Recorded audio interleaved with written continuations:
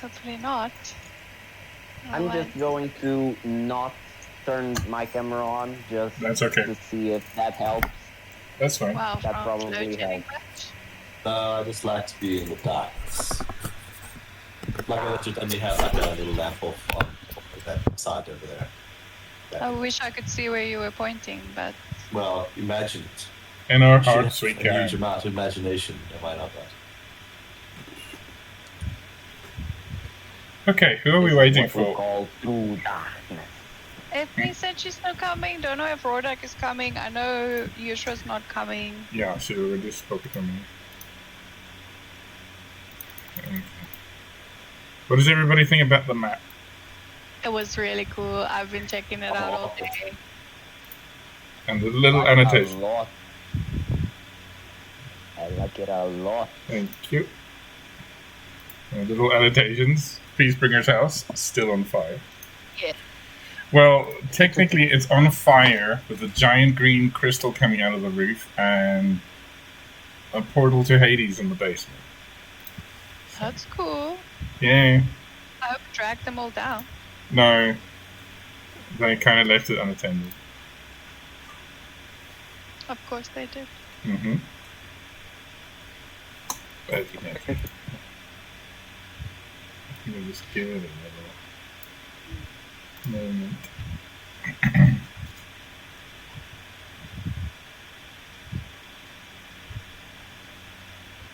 Everybody can hear me okay, right? Yes, sir. Yes. Yep. Do you want me to test the stream? No, the stream is making a little... So it should be fine. That one works. That one works nicely. Okay, we just needed more players. Where is they? I don't know. I don't know if Rodak is even coming. Let me add him. He was all excited. I don't know. This. France is coming into focus. Ethne said she'll be 10 minutes, It's so gone now. Stefan will probably be here in the next few seconds, minutes, whatever.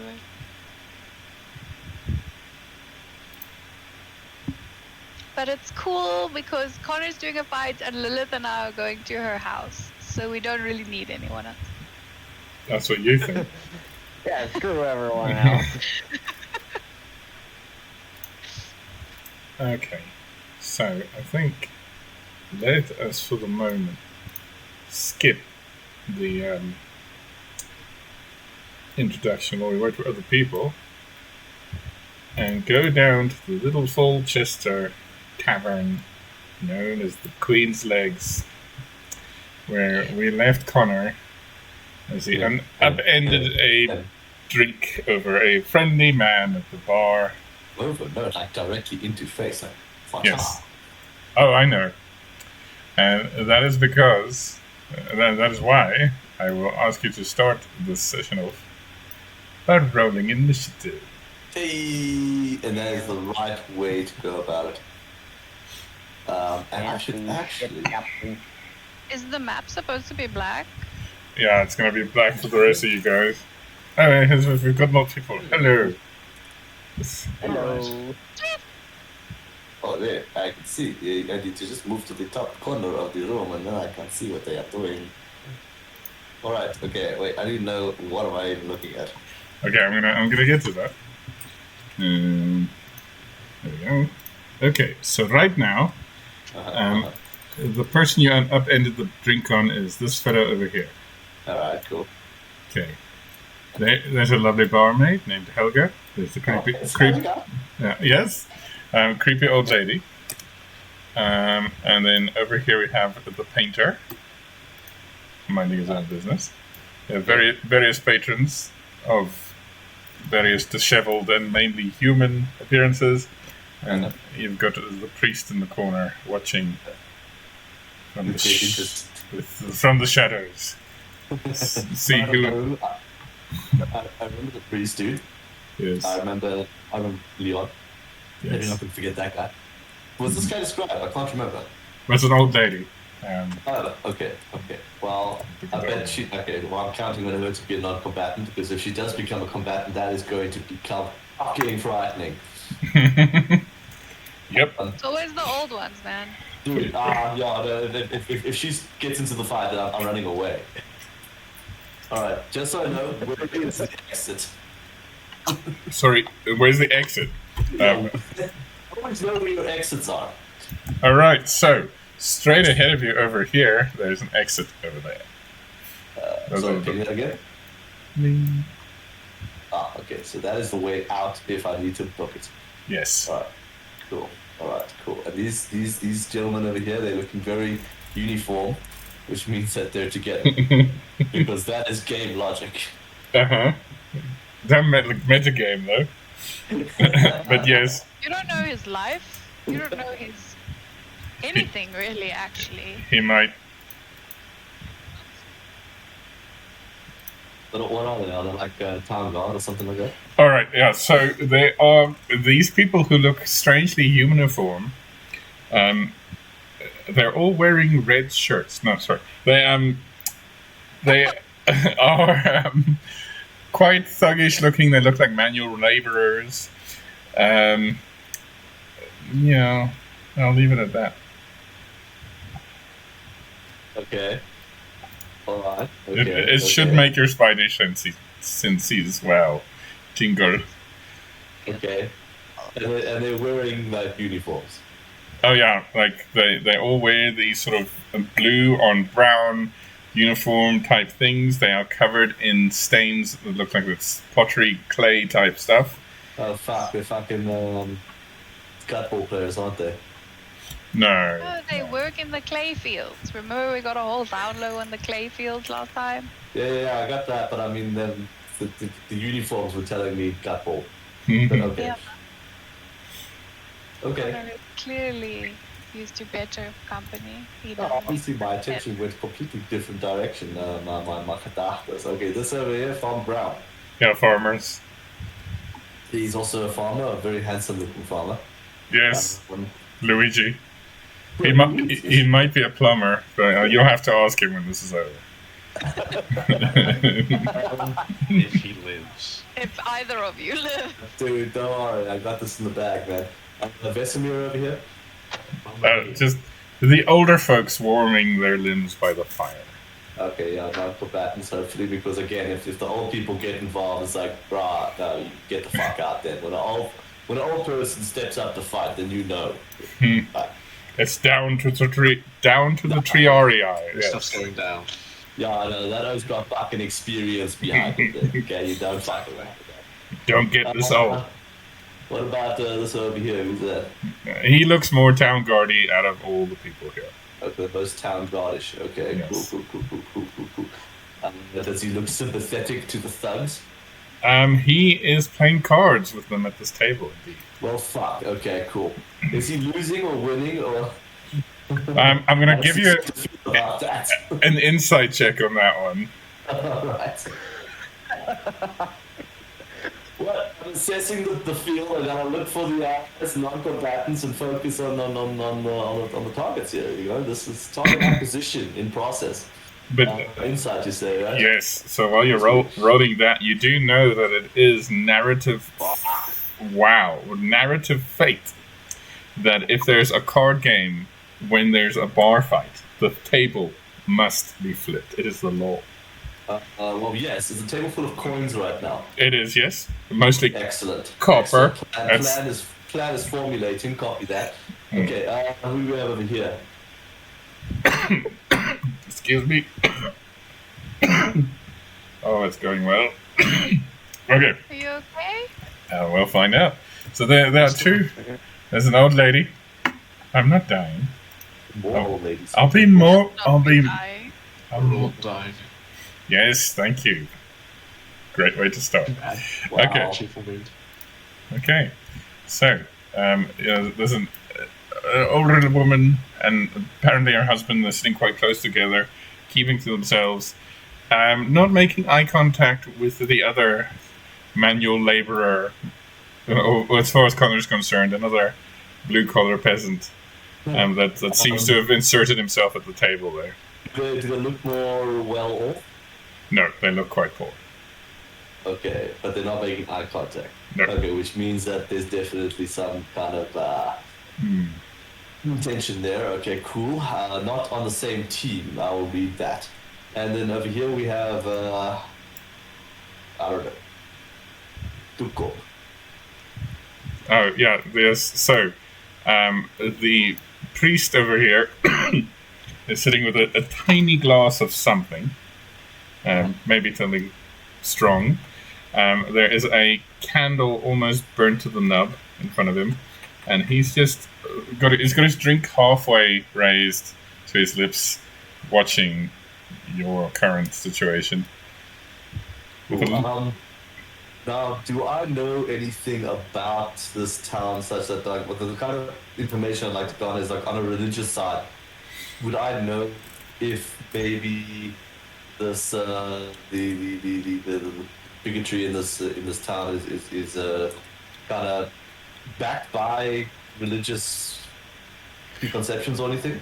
Okay, so what Connor would know from his background is that this is one of the smaller settlements that grew over time as people came in for mining and logging and farming. So it is not one of those places that has a singular church. It might be smaller sects. It's a melting pot of all manner of different kind of beliefs and such. Okay. Exactly. But he doesn't look, at least at first glance, like he is part of the order you can see here. However, he does have a little pendenty thingy, which I just need to double check on before I tell you the wrong thing and screw myself. Where is the little priest man? So I have a million NPCs by now.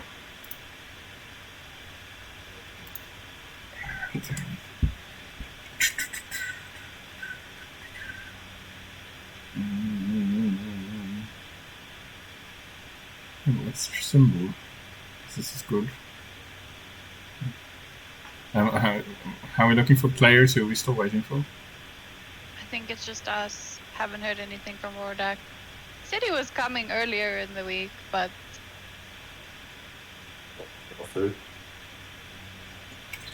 okay. So Okay, got this. anyway, so around his neck there is a holy symbol of it's like a flat piece with a flame coming out of it, like a fireplace. Okay. Mm-hmm. And would I? I'm going to give you a religion check before the punch comes your way. Religion check. Okay, I'm not terrible at it. I'm terrible at it. 9. Okay. You get the brief idea that maybe that is a religion out here. It must be. Yes. Yeah, totally. Okay. So now I need you to roll initiative, please. It's like native to this area, I imagine, which means like that could not be a good thing. What can you see now? The good roll comes out. There we go. Okay.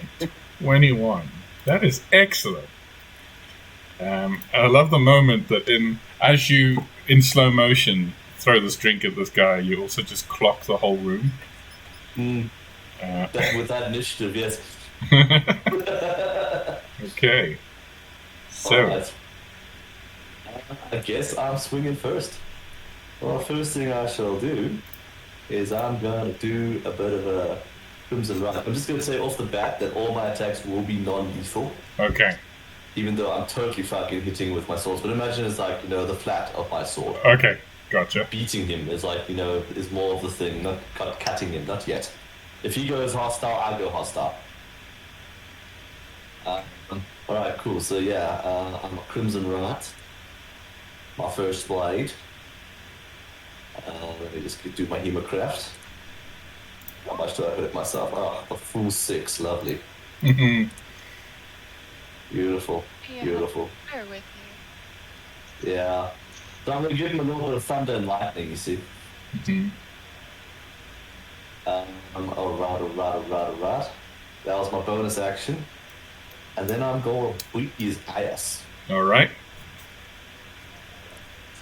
Careful using that accent here. You'll never leave. The first thing that Terra's going to do his thing. Okay. Okay, so As within... he'll, like, get into that low kind of octa maneuver, growling, snarling, terrify everybody. Okay, so it's going to be intelligence saves from half the freaking room. Okay. And a bunch of hicks, so I mean, come on, they gotta fail these. All that 20s incoming. We'll see. Yep. That would be It's sad. legit. Okay, so firstly, Well, Leo. look, if they save, then I'm gonna say that they're just too dumb to be afraid. Downwards and clockwise. Leon Longfellow. 12, 20. Oh, Yeah. okay. Definitely too dumb to be afraid. So I'm going, starting from the bottom, going clockwise. The next two. Come on. 13, 5.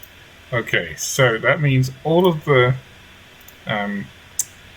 strange looking people seem to be afraid, except the guy who is definitely cheating at cards behind you here.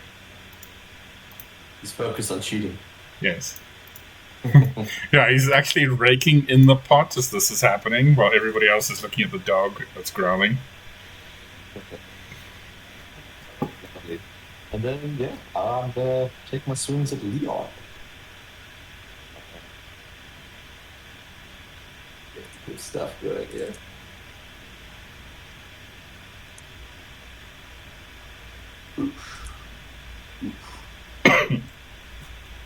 Sorry, why are they rolled at advantage? Oh, because you're sorry. Goes dog. Yes. Sorry, dog. Yes, so 27 and 27 hit. For a grand total of, what's that? 23. 11, 23, thank you. So yeah, that's quite a nasty hit. So as you hit him one side then the other, are you doing the sort of, what would you put it, like the gentleman fencer slap on either side of the face? Yes, yeah. sorry about that, but you know, with the flat of my blade, like these are absolute. Okay, and he's still wiping the drink off his face, and he growls at you. You see, he's missing some teeth. He's been in a scrape or two. First one, the fist comes at you. Is he missing a lot of teeth? Is he missing more now after I've slapped him?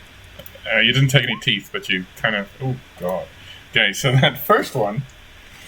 As he swings towards you, you just duck out of the way, and then you see as one of his lower teeth just drop out. You are a cad, and now you are even more so, you toothless cad. And then his other hand comes up, and that is, why is there such a delay? Come on, roll 20, it's an 11. As you see his hidden hand come up with a rusty shiv, and he misses. And is he going for blood? Is he? oh yes, he is. Yes, sir. You have now hit facials. All right, and as he misses with that, he says, "What are you waiting for, pure sons? Let's get him!"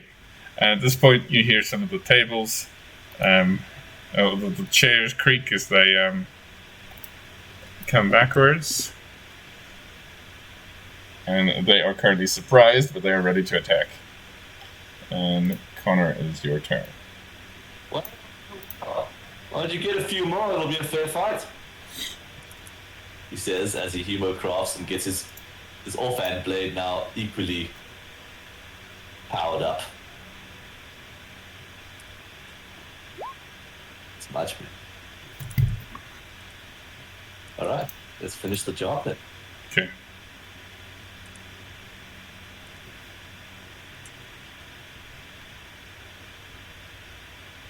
Now he's going for blood. Okay. He kind of like turns the angle of his blade now. Now he's proper slashing. Okay, so yeah, this time you slash across his chest. You cut some of his robes. You see on his chest is tattooed some kind of sun symbol that now runs the line of blood.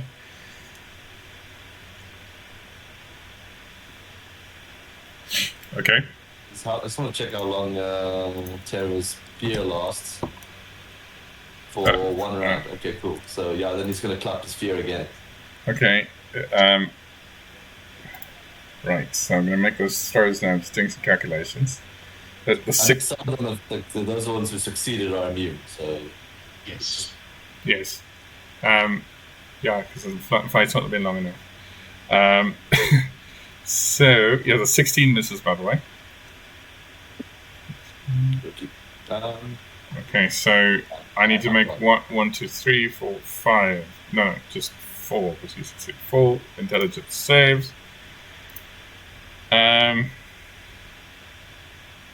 Come on, thugs. Their intelligence is so bad. Okay, so only 1 recovers. It's okay. Okay, the rest are still afraid. Okay, Connor, it's not your turn. Your combatant is not looking great, but he's looking really angry. Good. I'm about to make an example of him. Cool. That is my turn. Awesome. Okay. So in this one, he is now just focusing on his little rusty knife, and he goes in for a 20. Ooh, 20. Nicks me. Okay.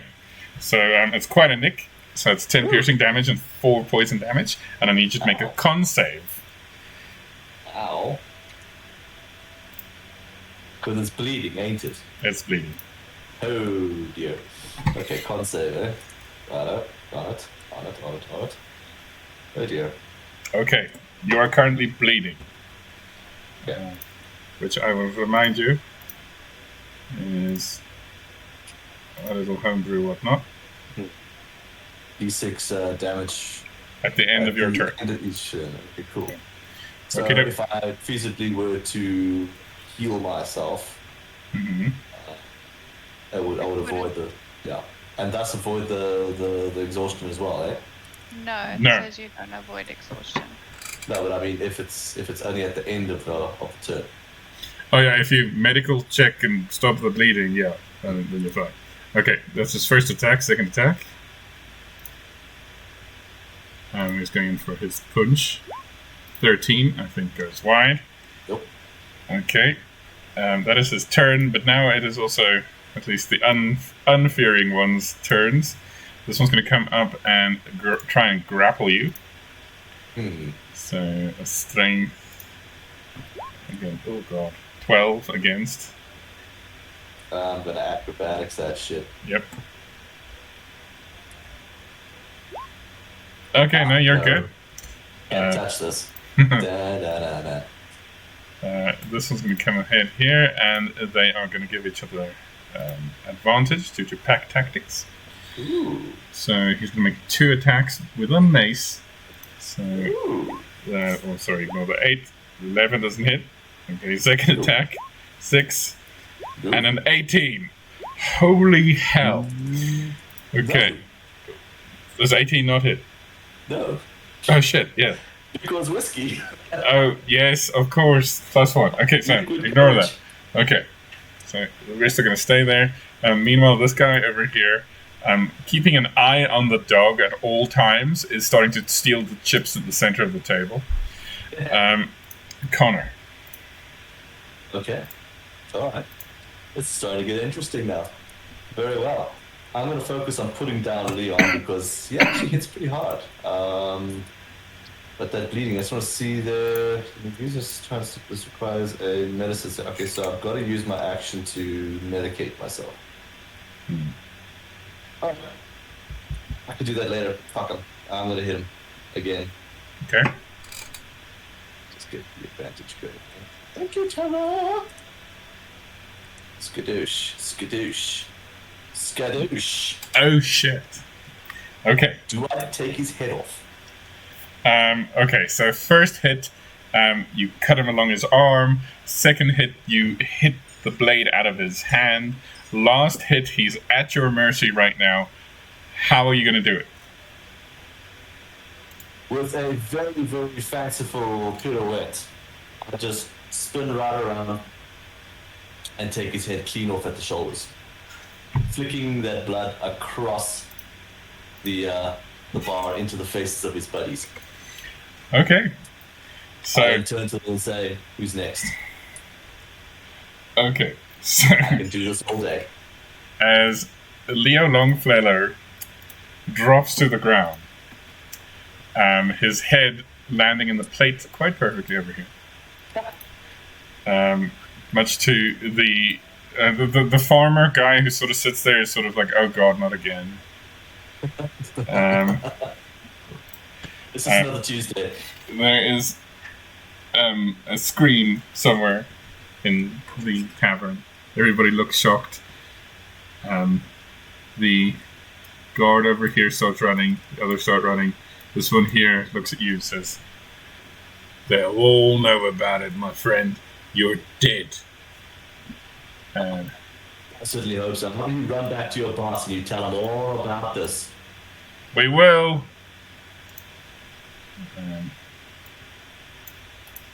Anyway, so they leave the bar. Some of the older patrons sort of shuffle out awkwardly because, dead bodies. I head over to the bar, put a couple of coins on the table. Sorry about the mess. It's fine, but I think you better keep those. You never know when, your friends need to pay for your funeral. I don't think it'll be this day. But you were mentioning that you might not be long for this town. Why is that? Oh, some strange things are happening. People die and disappear and that kind of thing. I'd like to go where there's action I can see rather than mysterious disappearances at night, that kind of thing. Mysterious disappearances at night. Can you tell me more about that? Why don't you ask him? And you see the holy man comes up and takes the stool next to you. First he pets the dog. Good lord. You are stealthy, sir. I am. Thief of the night. I see. And he glances over his shoulder at the body that's now has a growing pool of red around it. Do you always make yourself known in towns like this, my son? Only when I get this kind of welcome. I see. Fair point. Our Lady of Hospitality would do much the same. Lady of Hospitality? I am. Does that really work for me? Yes, so that would mean he is a preacher of Hestia. Ah, you are a follower of Hestia. Indeed. And what, pray tell, can you tell me about what the goings on in this town? Bigotry aside, which, as you can see, I quite clearly disagree with, but the good damsel over here tells me about disappearances in the night. Indeed. There are things in the walking forest that are best left alone. There is a bounty if you're so inclined. You seem to be someone prone to drawing your sword at the first provocation. So, Only when I need to kill monsters.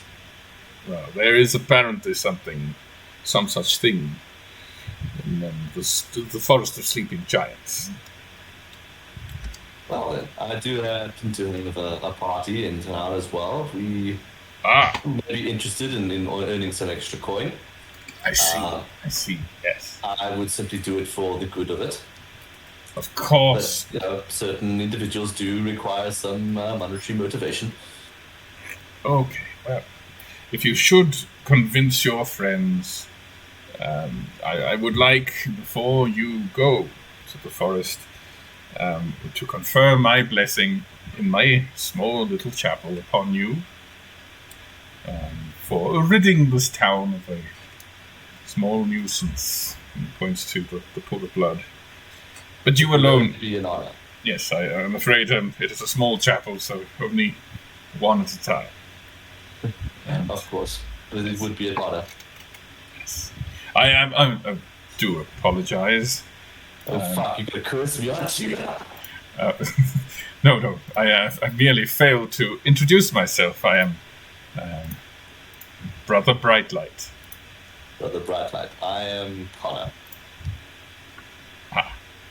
Connor, but as far as I heard, you said another name. You are extremely perceptive for a priest, I must say. Well, one must always listen to his congregation. Indeed. Oh, then. Yes, Connor Kuzland of House Kuzland. Ah, yes. Now you are far to the west, as far as I remember things. Yes. Northeast.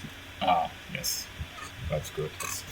Well, best be on your way and find your friends before the rest of the Pure Sons come to do the same to you. That would be most unfortunate for them. I like him, he says to the barmaid. Oh, we like the last one who messed with them too.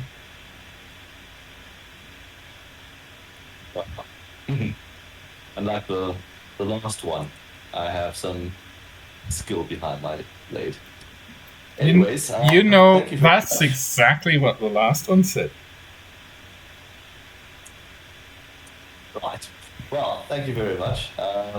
Helga, if you do ever want to leave this town, you see that big floaty ship outside? Just come and stop by sometime. Oh, I'll have a little fly up way, won't I? We can always do with a skilled brewmaster such as yourself. I'll think about it. If you're still alive tomorrow, then, perhaps. I'll take that as a promise, he says with a wink. Right. So, Deal. Let's go. as you step over the dead body, the priest gives the terror a final pat, and you leave the tavern. Wait, did Leon have anything interesting on it? He had a very Really? rusty knife, Uh-huh. which seems to be quite homemade. It won't last very long. He had in his pocket, he had what appears to be a wedding ring. It's gold with a diamond on it. And just 3 silver pieces. It wasn't carrying very much. Alright, yoink everything. Okay. Roger that. Alright, so that was, you said a wedding ring, golden wedding ring, you said it was diamond in it? Yeah, a golden wedding ring with a set cut diamond. Not very big. Okay, more or less the value of that, if I could guess. And that's about 150 gold. Okay. Okay. And please note, I have, for your convenience, added the NPCs you've discovered. Beautiful. Alright, put a big cross over that one. Yes. And then 3 coppers and a rusty blade. Yes. 3 coppers and 3 silver. 3 silver. 3 silver. And a rusty blade. Can't reach the freaking cross. I can imagine it's just like really a dagger, eh? It's just a dagger, yes. Okay, just gonna drag a dagger. I'm gonna describe it as being rusty. I'm really just keeping it as a trophy. Okay. Excuse me. All right. So, as you leave, it's kind of still evening here. Sorry for coughing in your ear. Are you okay? Okay, so there is a general ruckus somewhere in the city, can't quite pinpoint it. Meanwhile, on the other side of town, which according to the map is called the east side, which is on the west, in a little map shop called Glenshell's Cartography. The rest of the crew has had some time to RP, and as far as I understand, be really awkward with each other. Hell yeah. Yeah, baby. The Okay. tieflings have decided to go on a side quest to Lilith's home while the rest chill in the map shop. Okay. I don't know what they're gonna do, but yeah. I told them they're going and then we stop there so that we don't breach any rules. Okay. So, as they leave, as we have an Ethne and a Rodak in our presence, hello. Hello. Hello. Hello. Do you want to go with the tieflings? I mean, from what can be seen of their kind of like demeanor, do they seem like they're in a kind of situation they kind of want to be left alone, or are Well, they hurried? I'm going to ask for an insight Lilith check on that. definitely does. Okay, yeah, well, Lilith does, but I need an insight check on Sky. did tell you that. Yeah. Never mind. Okay. Oh. So, Sorry. right. But, okay, so obviously to anyone who can roll more than a 1 on insight is that Free and Sky do that thing where they kind of don't want to look at each other, and then every now and again they look at each other and then they don't look at each other. Yeah. And Free is really, really looking at a half-finished map of an island in the middle, so there's no way. Okay. I see them walking off, and I turn to Lilo and I'll say to her, I'm gonna go with them, just to make sure they aren't harassed by anyone else in this godforsaken town. Okay. Do I have a way to tell what the most amount of profit would be?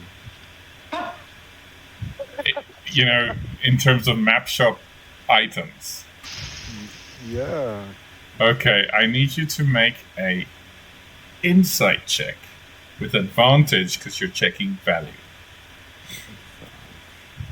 And your Rodak. Okay. So that is a 21. Okay, so you guess that the giant map of the entire world, which has some annotations, that one could be quite valuable. Some of the other things, it's really going to be dependent on buyers. As far as you're concerned, this is for nerds. Mm-hmm. And it's not like the nerd economy in Dyrecinder is very developed. Yeah. Yeah. So the map is for nerds, is that what you're saying? They're all for nerds, but They're all for nerds. but the big map is probably the most valuable, at least. Ooh, okay. Turtle Man. How much for the map? The big one. Oh, Called the cool shit. that one will be 500 gold pieces, as it is the only one I own. 500 gold pieces. Yes. Shit. Is there a bank nearby? So there is no ATM machine nearby, and Connor's across the river, so neither of your banking options are currently available. Damn it! Okay, don't sell it for the next week. Rodak, I have some gold if you promise to pay me back. I don't. Well, then you can go fuck yourself. Yeah. Then walked away. No. Fuck me. Potter's money? Gosh, no. Okay, so as everybody except Lilu and Free and the easily distracted Echo remain in the shop, Okay. you all walk out. It is a crisp evening, the moon bright above, nearly full. Wait, before you set the scene, I'm also gonna leave, but in a different direction to, and I quote, raise funds. Gotcha. Yes. Okay. We will- Understandable. Oh, and Free said he was coming with us. Okay, gotcha. So Yeah. so only Lilu and Tusa? Lilu, Tusa, and Echo are in the shop. So Yes. we got the druid and a barbarian guarding. Yes, should be fine. I trust Tusa. Make I it don't what's trust you.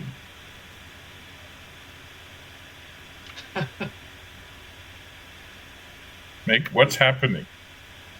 Every Tom, Dick, and Harry that I know has just walked into the room. You're a celebrity. It's fine. Okay, so we'll go with Lilith and Sky's group first. Okay, so as you walk out with the crisp night air, the moon high above, and the distant shape of your airship looming above the city at a safe height, as requested by the captain and Mouse. Your ravens perch on either shoulder. Jim shares a obligatory shiny thing, which seems to be a bit. It might be a golden cap for a tooth or something. Oh god. Okay, she takes it. Okay. And Hercules says, "Do you hear that?"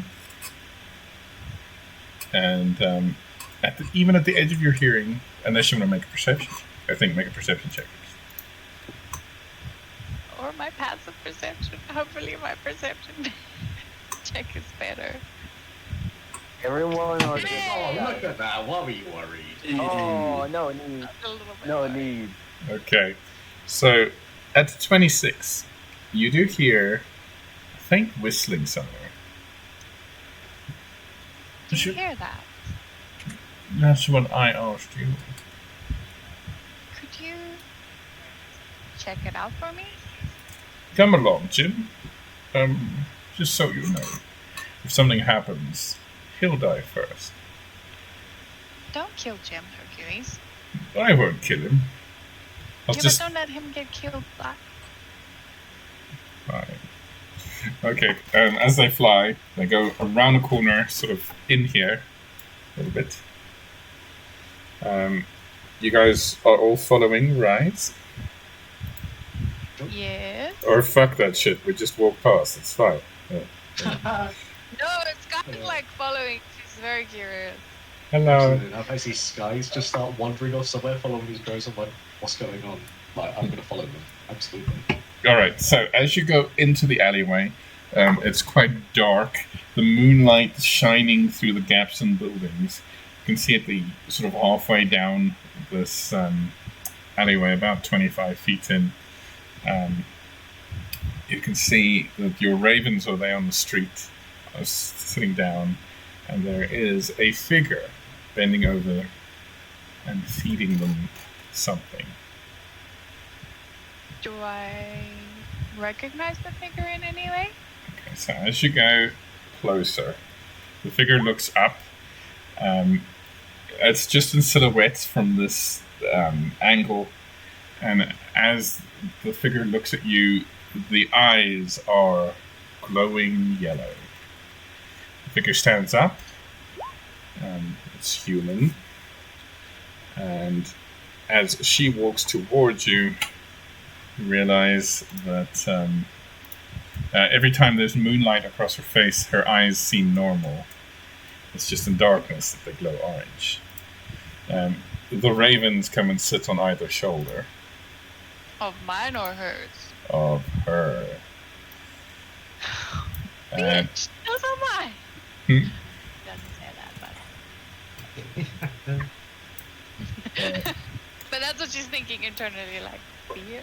I cannot believe. okay, The audacity. the audacity. Ooh. Okay, she is dressed in golden armor. She has dark black hair. She's hot. Who's that? Shut up, you're not there. Wouldn't you like to know? You're dying. Get me there. Shut up. You all go die in an alley somewhere. Leave us alone. Okay, Hercules, quiet. Jim, I believe you're perched on the wrong shoulders. Oh, I believe this is correct. Jim, give our current perch something shiny. Jim gives something shiny. It seems to be another golden tooth. And they return to your shoulders. The woman looks at you. She's now in shadow, her eyes glowing golden, orangey color. Can I, have I seen this happen before, where they only glow in the dark, or... Make a history check. Alright, oh, she's so pretty. As she comes to you... A history check? Yes. Nice ravens. Where'd you get those? And you rolled a 8. 8. Perfect. You know exactly nothing. I'm going to use a luck point on that. You don't have luck points. I do. I took the lucky feat. Oh, of course you did. Oh, fuck. Okay, so you went from an 8 well, to it's still better than 8. 9. Okay, so at this point you're absolutely sure that you don't know. You've never seen this. Right. We became acquainted recently. What's it to you? I'm looking for one myself. One that comes with a shield. Is that so? Can I assist if this woman is insane? Make a sanity check for me, please. It's a insight. Insight. You know what? Don't roll that. I mean, it's so subjective. I'm gonna spend hours telling you that. Yeah. Let me psychoanalyze this person in like 6 seconds. Okay. Let's start with childhood. Go. Is there a house that has an emblem of a raven with a shield or on a shield? Oh, that's a good question. Make a history check for me, please. Is there 5. Is there something in I don't want to say mythology, but in religions or any cultures that talk about ravens and shields? Make a history check. Oh, because I'm so good at those. Alright, who's adding a card? Ishni is adding a card to make that 5 a 17. Fantastic. Okay, what an interesting card to draw. Okay. So, 17, you know that there is a house with a thing on that you have full access to, by the way, in the compendium, and you wasted the card on. Yeah, but I don't know if Ishni would know. Okay. It's a House Craven, and also do note that you're currently talking to someone. Bye. Okay, anyway. Right, so she looks with her very creepy eyes at you, at Lilith, at everybody in your little entourage. The rest of you notice road accident there. Look back. Oh, for fuck's sake, where is it? Never mind. Okay. Looking for a raven with a shield? Oh, it's complicated. But for right now, I'm looking for something a little thinner, if you know what I'm saying. I don't. Please clarify. Well, your little friends there told me you are of some skill and magical power here where it's required. I'm looking for a place where it is thin between this world and the next. Would I know of any places like that? I'm assuming that with the mystic arts and the readings that I do, I have some or other feel for it. Could Lilith also try to figure out what she means by that? Okay, Arcana check Her from... capabilities and Yes, please, Arcana check from both of you.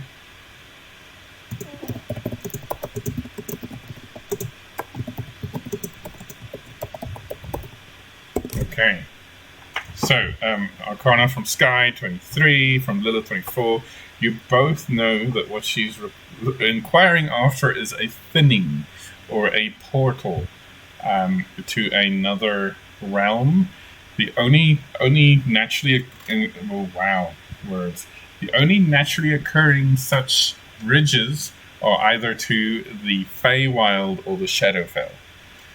So she's looking for one of those. Sorry, I don't believe we exchanged names. I'm Sky. And you are? I'm the main. You might have met my sister. She is, no, perhaps not. Hey, Bias? have you seen... Okay. Sorry. Oh, no, it wasn't for me. Asking about her name. Sorry. No, they keep walking in and I'm sorry. I'm gonna lose my ever-loving mind. Okay, sorry, no, I just thought you said no to me. Because I'm No, about I to tell did not say no, I'm sorry. It's fine. The answer is no. Just no. Okay. Okay. Okay. So You are... she's about to tell you. Oh, sorry. Okay, I'm just gonna keep quiet now for the rest of the session. I'm just gonna... Okay. don't. Just for right now. Okay. I just now lost my story. Alright. Yes. I'm sorry. Well, my little sister's been running around all sorts of places that you've been, I understand. She is, smaller, younger than me, has cat eyes, talks to a head in a bag.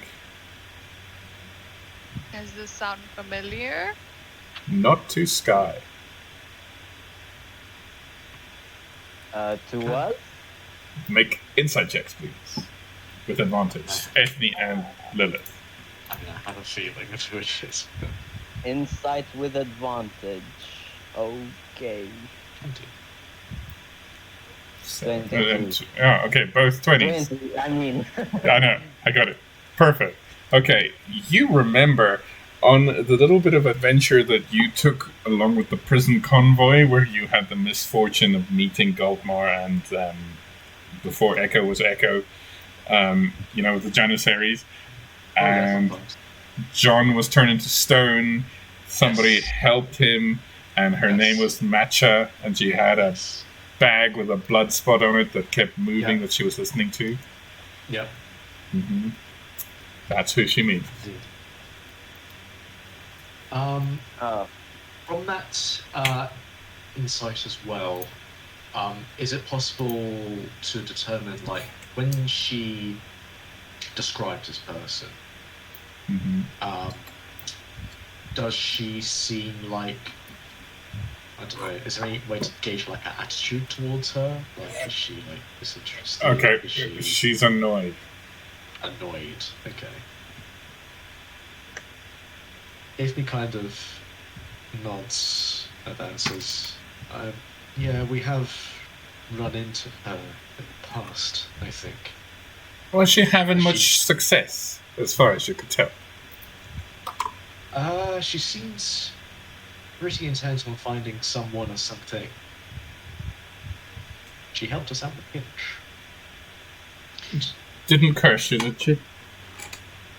I believe that her way of helping was cursing. It provided immediate relief, but I think there was something working with our ally that she helped. Right. No good then. Well, I would prefer your spellcasters to help me on my way, and then we can end things. So, if you could have a little gander around town and tell me if you can see a bridge to another world, I'd be most appreciative. That you are looking to go. Oh, I wish to toddle all the way over to the Lake of Souls near the Palace of Memory. Does any of this sound familiar? I need Sky to make a religion check with advantage. Can I also try? Do I know, or can I also make a check? I think in your case, make an Arcana check.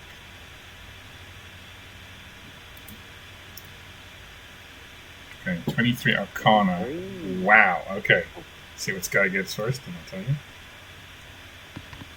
Sorry. No one wants to leave me alone. Roll at them dice.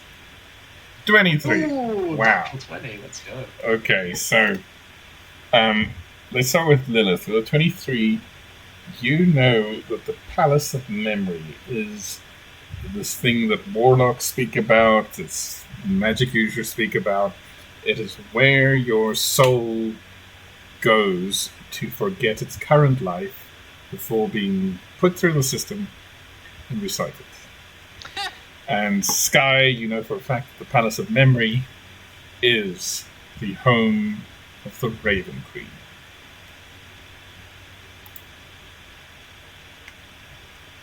And why do you wish to be there? Yeah. Well, let's just say my third sister met with an accident and I'm going to speak with management. And your third sister is? That would be Bab. Do any of these names ring a bell, or are they just like random? Okay, I'm going to need you to make a history check. I'm so good at those. It's going to be difficult. 19. Oh god, not advantage. Sorry. That's okay. Oh, okay, 15. Okay, so the names are Bab, Nemain, and Matcha. It's so Oh random. god. No. Oh god. As Ethne just has an experience in the background there. Yeah. Well, Stefan is. Right. Okay. Well, why are you asking us of all people? Oh, well, let's just say I've got a talent for those who like... Ooh, and for identifying people who stir up trouble, shall we say. And trouble is my business. Well, even if we gave you something to travel to another plane of existence, would we just hand it over, simply? Or do you plan on giving something in return? Oh, I like her. Good bargain. I can tell you exactly where the key is. And at some point you're going to need the key. A key? Yes. Would you mind being a little bit more forthcoming? No. I see what she means. It's I awkward for don't, you, so can she be a bit more forthcoming? So you know the location of these keys? A key. I know a specific one for the one little place you might be interested in investigating in the forest over yonder. Ah, all right. Well, that's all right. Well, so you just need us to find a thinning. That's all it is, my dear. And then go about your merry way, following the strands of fate, and do what you want. And how do we let you know that we found it? She walks close to you, and then carefully strokes one of your ravens. Oh, send me one of these. With a message. I won't take them. Calm yourself. How did you know that was going to be my next question?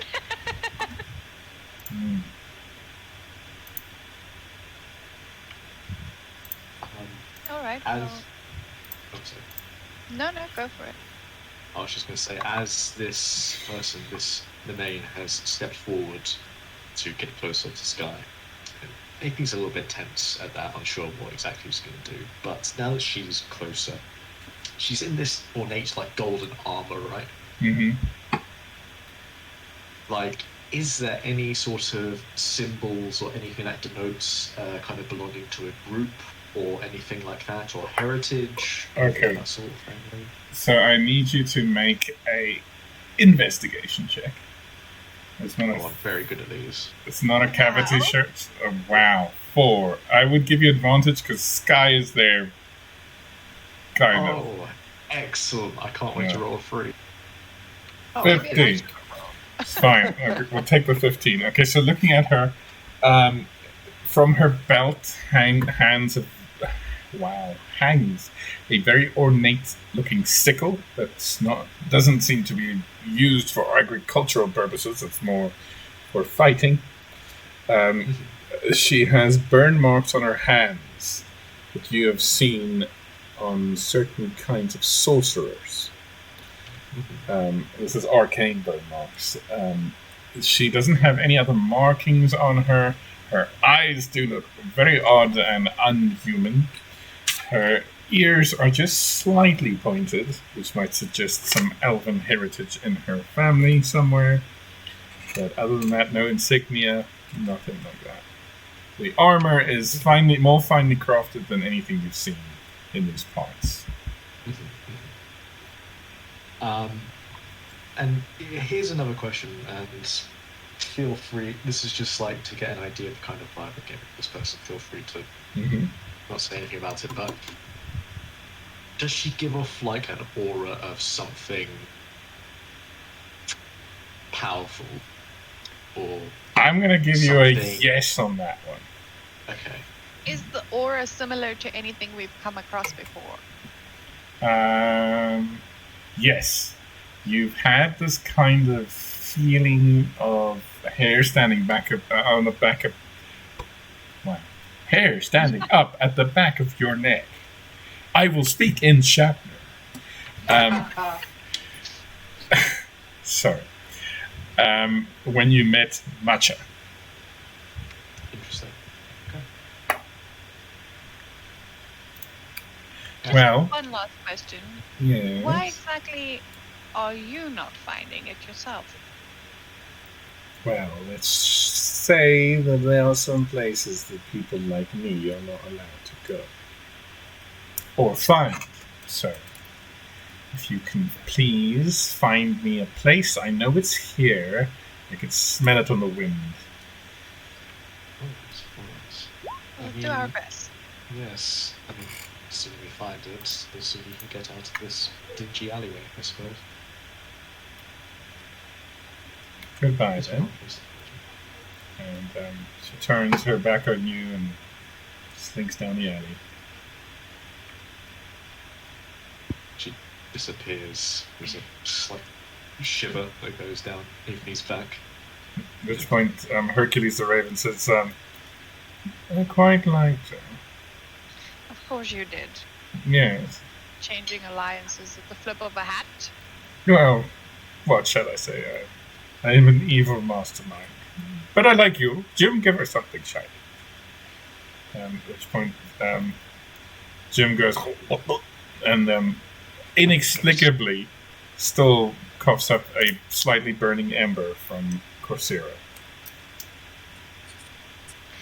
Alright, well,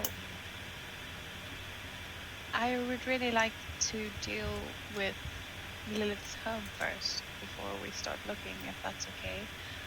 I've promised her I would go with her, and I know she's feeling quite private about it. Alright, so you guys go walking. This is quite hilly up here. So you're walking up, the river coming down, and you can see in the moonlight on this great night the various windmills and things dotting the hillside as you walk up. So that's on your right side. On your left side, there are the biggest trees you've ever seen. I mean, the trunks are castle size. They reach far into the sky. It is just massive. As you walk, sorry. I was saying amazing. That's so cool. As you walk, you can hear the snapping and creaking of branches, and you get the sense of this.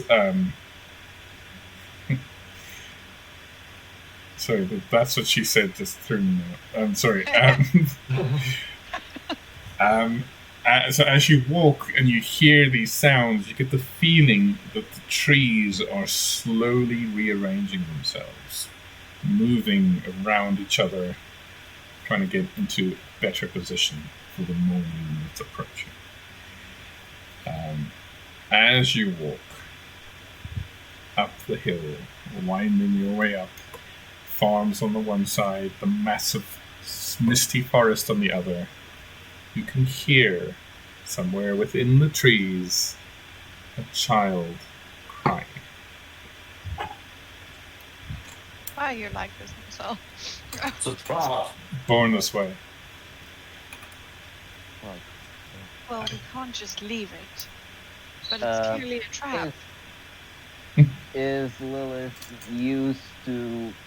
Lilith should be used to walking down this path because of her time here, where she lived, and she made a few walks from her home to Fallowshire. Is it common to see the trees rearranging themselves and hearing sounds from the forest? Definitely, and it's a cursed forest, as far as you know from your time here. Your parents discouraged you from ever going in there, no matter what you hear. Yeah, just ignore it. That forest is cursed.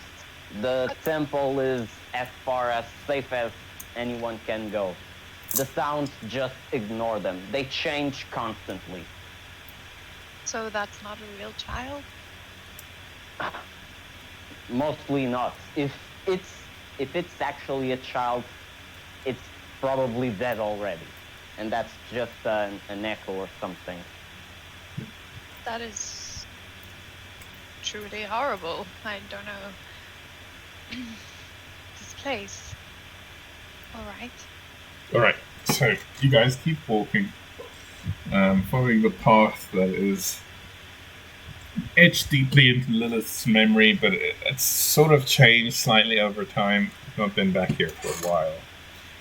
And eventually you reach the top of the hill, the wide fields in front of you. In the dark, even in the dark, you notice that things have slightly changed. Where your family home was once, there seems to be a stone structure, a small one, erected in its place.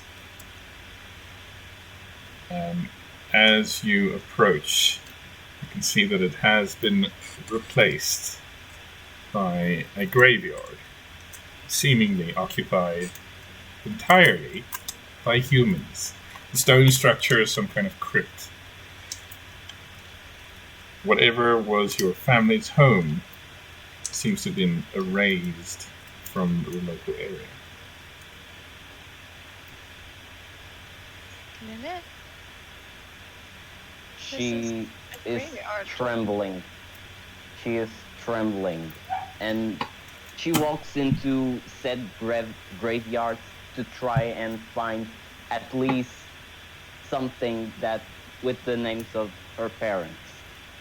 Okay, so as you walk through, you can see that there is a slightly worse off side to the graveyard. So you've got proper headstones, a crypt, but behind that there are several mounds, some of them old and overgrown, some of them fresh, tilled earth, with no markers on them. You get the strong idea from your time here that the unmarked graves are non-humans, and that perhaps there are more than one body in each of these graves. On the central crypt, there is a carving dedicated to the people who funded this crypt, and it said, "In honor of the Pure Sons and the Longfellow family." Oh, You- damn. Stop, Uh, my friend. You made a mistake. I may have started something here today. Over to Lilith. The people who went with Lilith, as you look into her face, she is really mad. She wants to be really mad, but in an instant, all her anger dissipates. She falls to her knees, and she's just crying.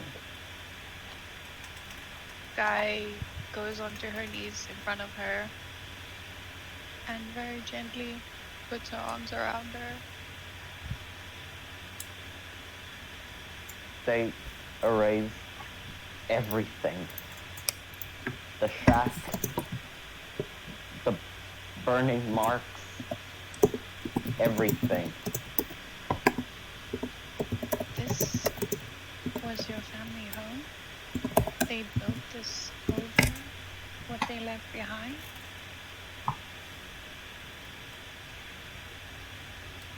Damn it. Lilith, what happened here?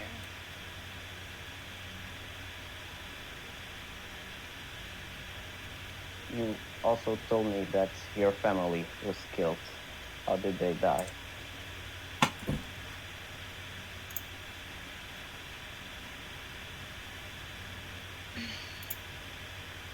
I had a vision,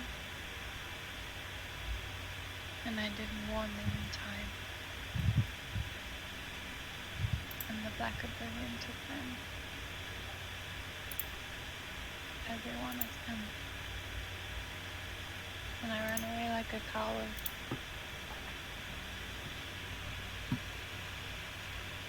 Then you at least had it easy. They were consumed by that strange corruption, but they didn't suffer for so long. Do you know what it's like for a tiefling to burn to death? I can't say that I do. We are resistant to fire, not immune. They set the house on fire, trapped them inside, and they laughed at me as I tried to break into the house to save them.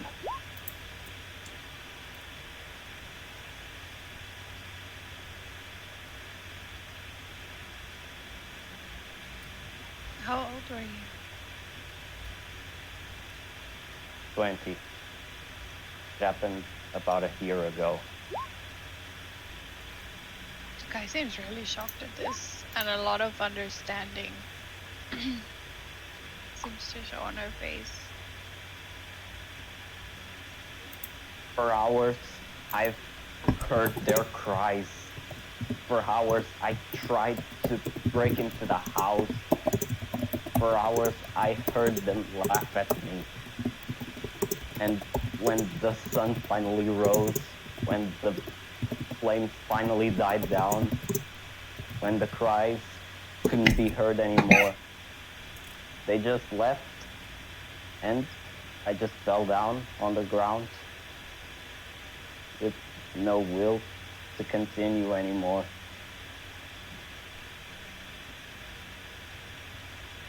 Why did they do that? Is this place so corrupt that they would just do something like this for sport?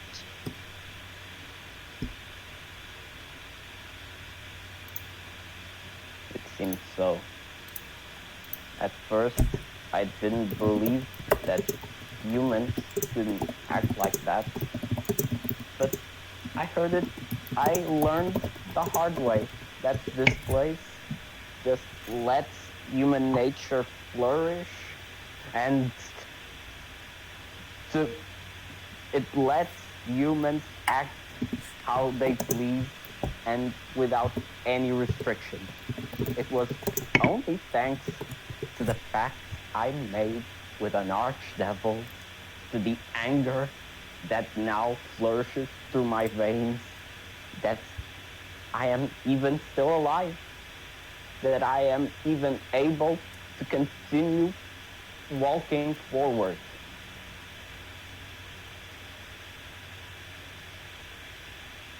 I understand why you want to burn this place to the ground.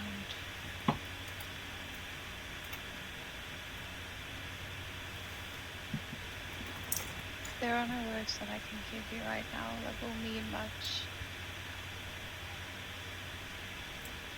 But Lilith, I'm so sorry.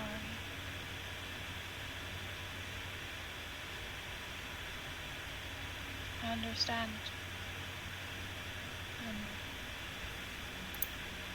I've said this too many times before, but you're not alone. Not anymore. We can't replace what you had, but something that I had to accept. Meeting everyone. As we may have lost everything, but we found something true.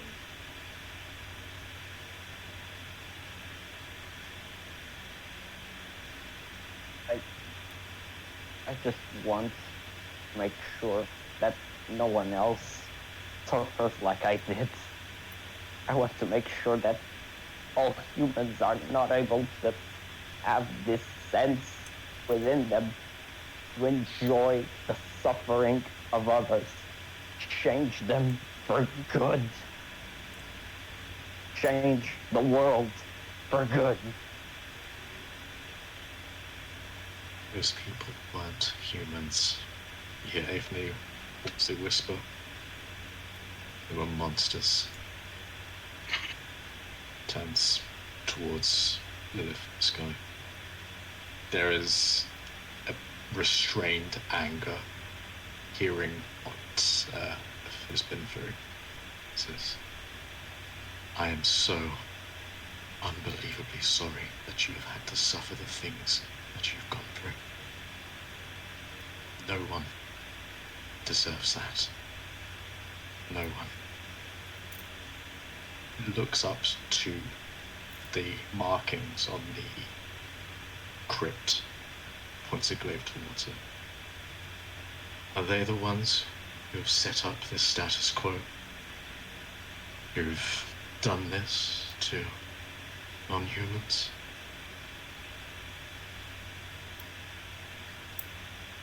This thing that humans feel towards non-humans exists as long as I've been alive here in Fallowshire. Exists as far as I can even remember, as far as my parents even remembered and told me about.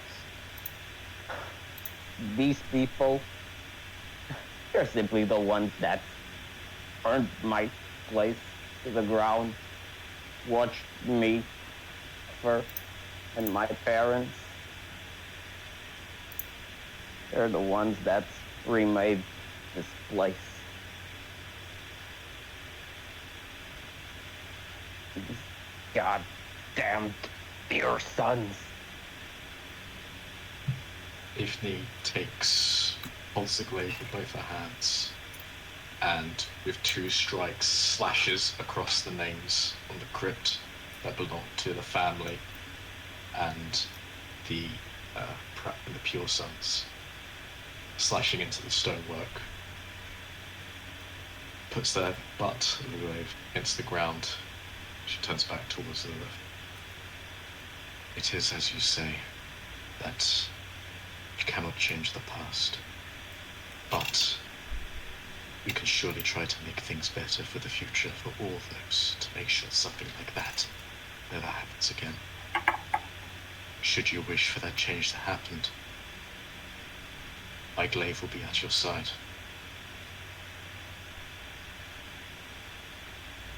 And you know the promise that I gave you. I'm here. Whatever you need.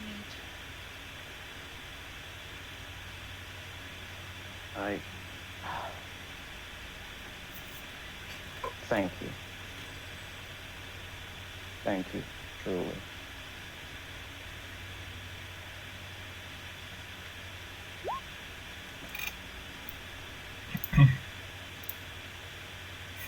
As she says this, she finally rises. She's no longer on her knees. And she can feel her hunger coming back. My essence is returning, and with it my strength to even move forward. I suggest you leave this place, because when hunger is in control, this place will be nothing but ashes. Okay, at which point you hear, only you, Lilith, the distant corner of your mind. Yes. Burn them. Burn them all.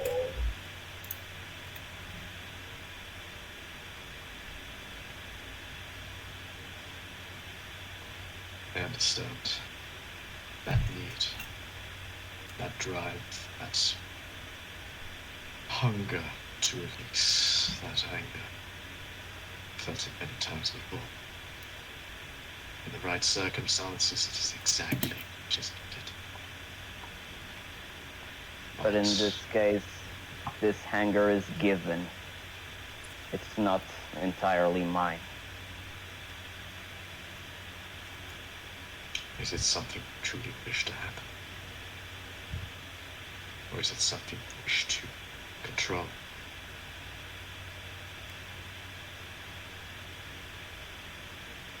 I wish to control it. As Aethne stands before you, you see she has a glaive standing beside her. She looks at you, and there is this, the way she looks at you, there's a stern sort of look, but it's not anger or discomfort towards you, but there's a look of understanding. And she nods at what you say. She says, "It may take time and an incredible amount of effort, but I know that it can be done. Should you wish to try and wrestle with these emotions, this anger, you are more than welcome to come to me. We can practice, train, find ways in which that control can be gained. You have my word on it."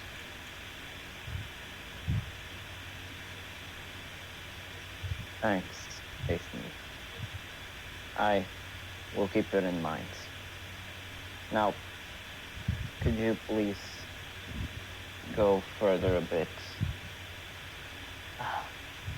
All should be a few feet away, just so it doesn't happen again like on that sparring session. Kind of like a dark sort of chuckle from that. Right. We'll be here. Just a ways away, but we'll be here.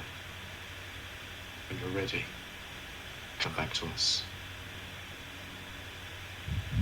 If the shoulders the glaive and goes to move back towards the entrance to the graveyard.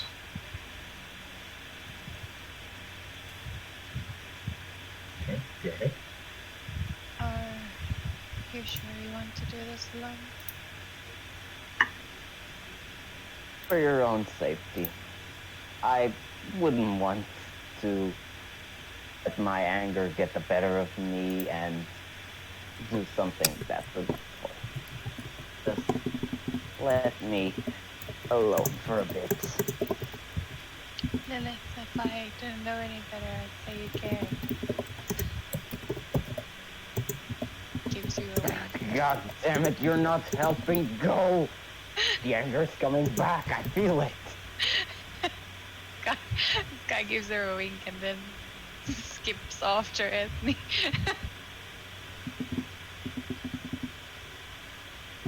as Lilith is left alone, all the people here in the distance is her blasting away every single square inch of the cemetery. Fantastic. Just destroying every single thing. Okay. So, as there is the distant sound of thunder on a clear night, as a tiefling is blasting away at headstones, somewhere in the east side, a monk is running with full pockets. You Oh, heck.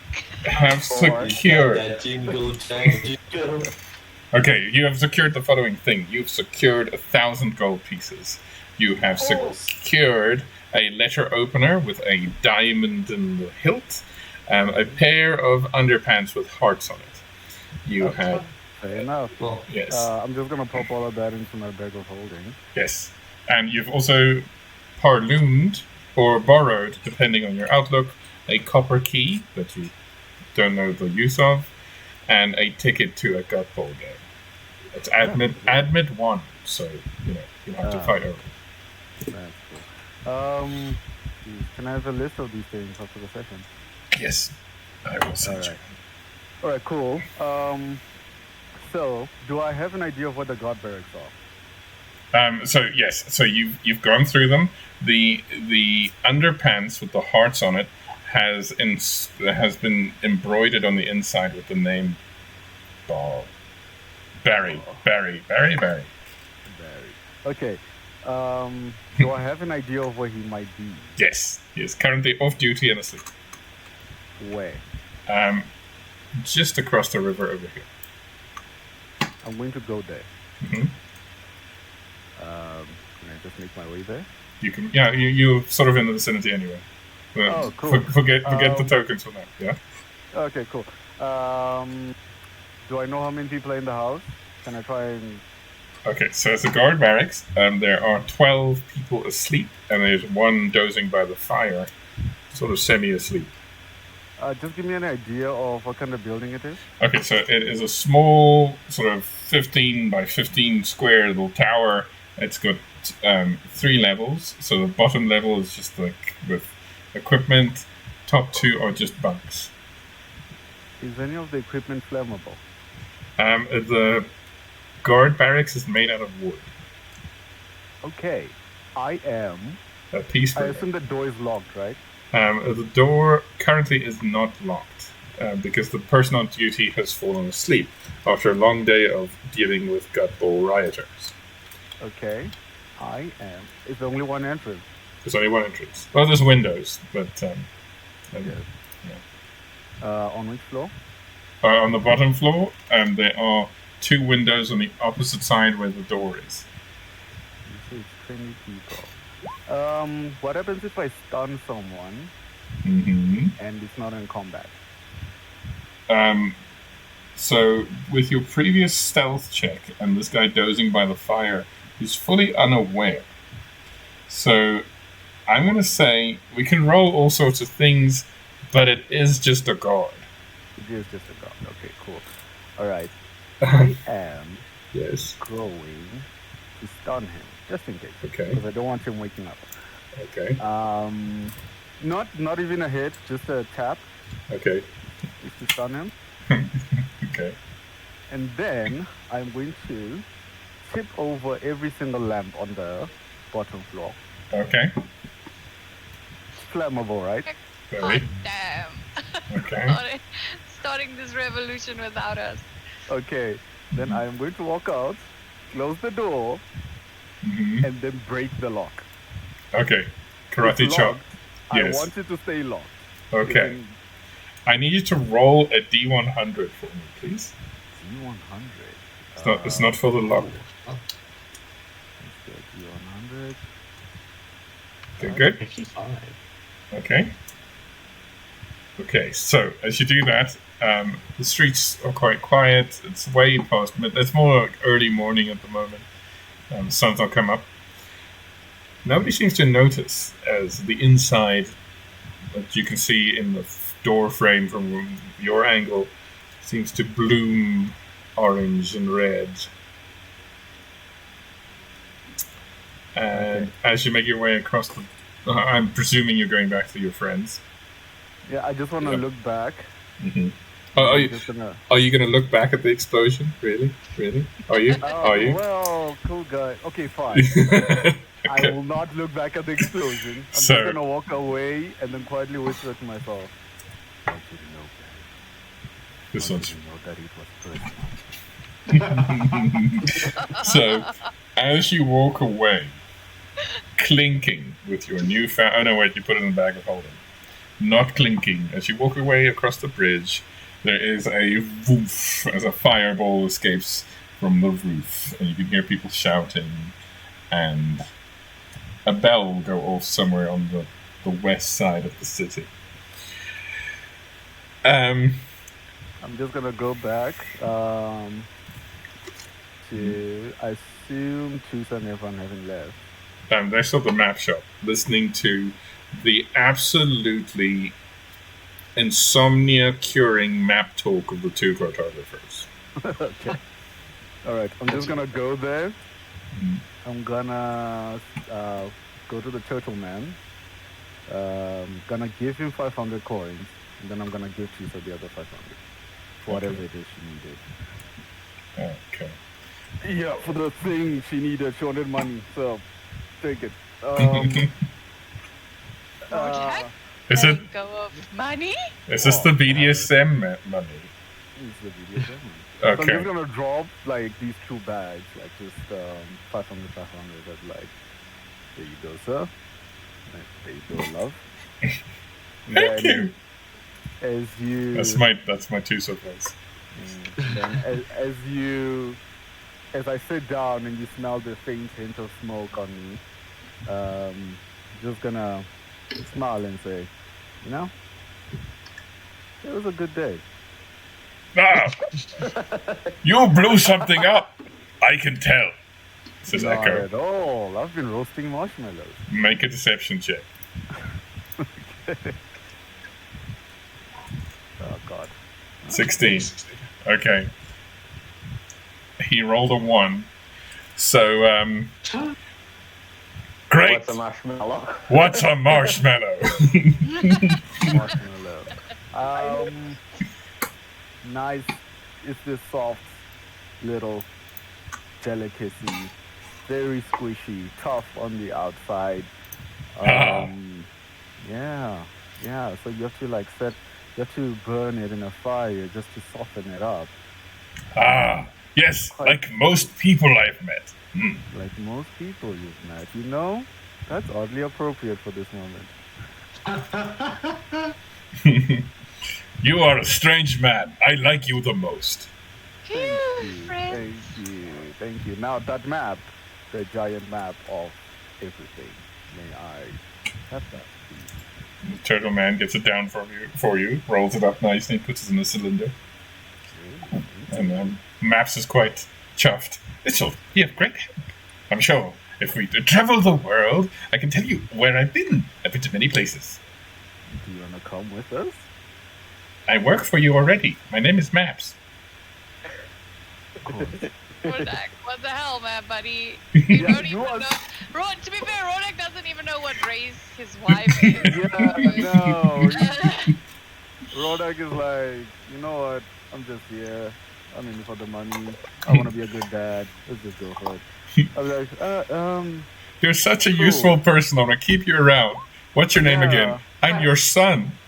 oh, Right. right. Don't tell your mom. Like, who's this small person that lives here now?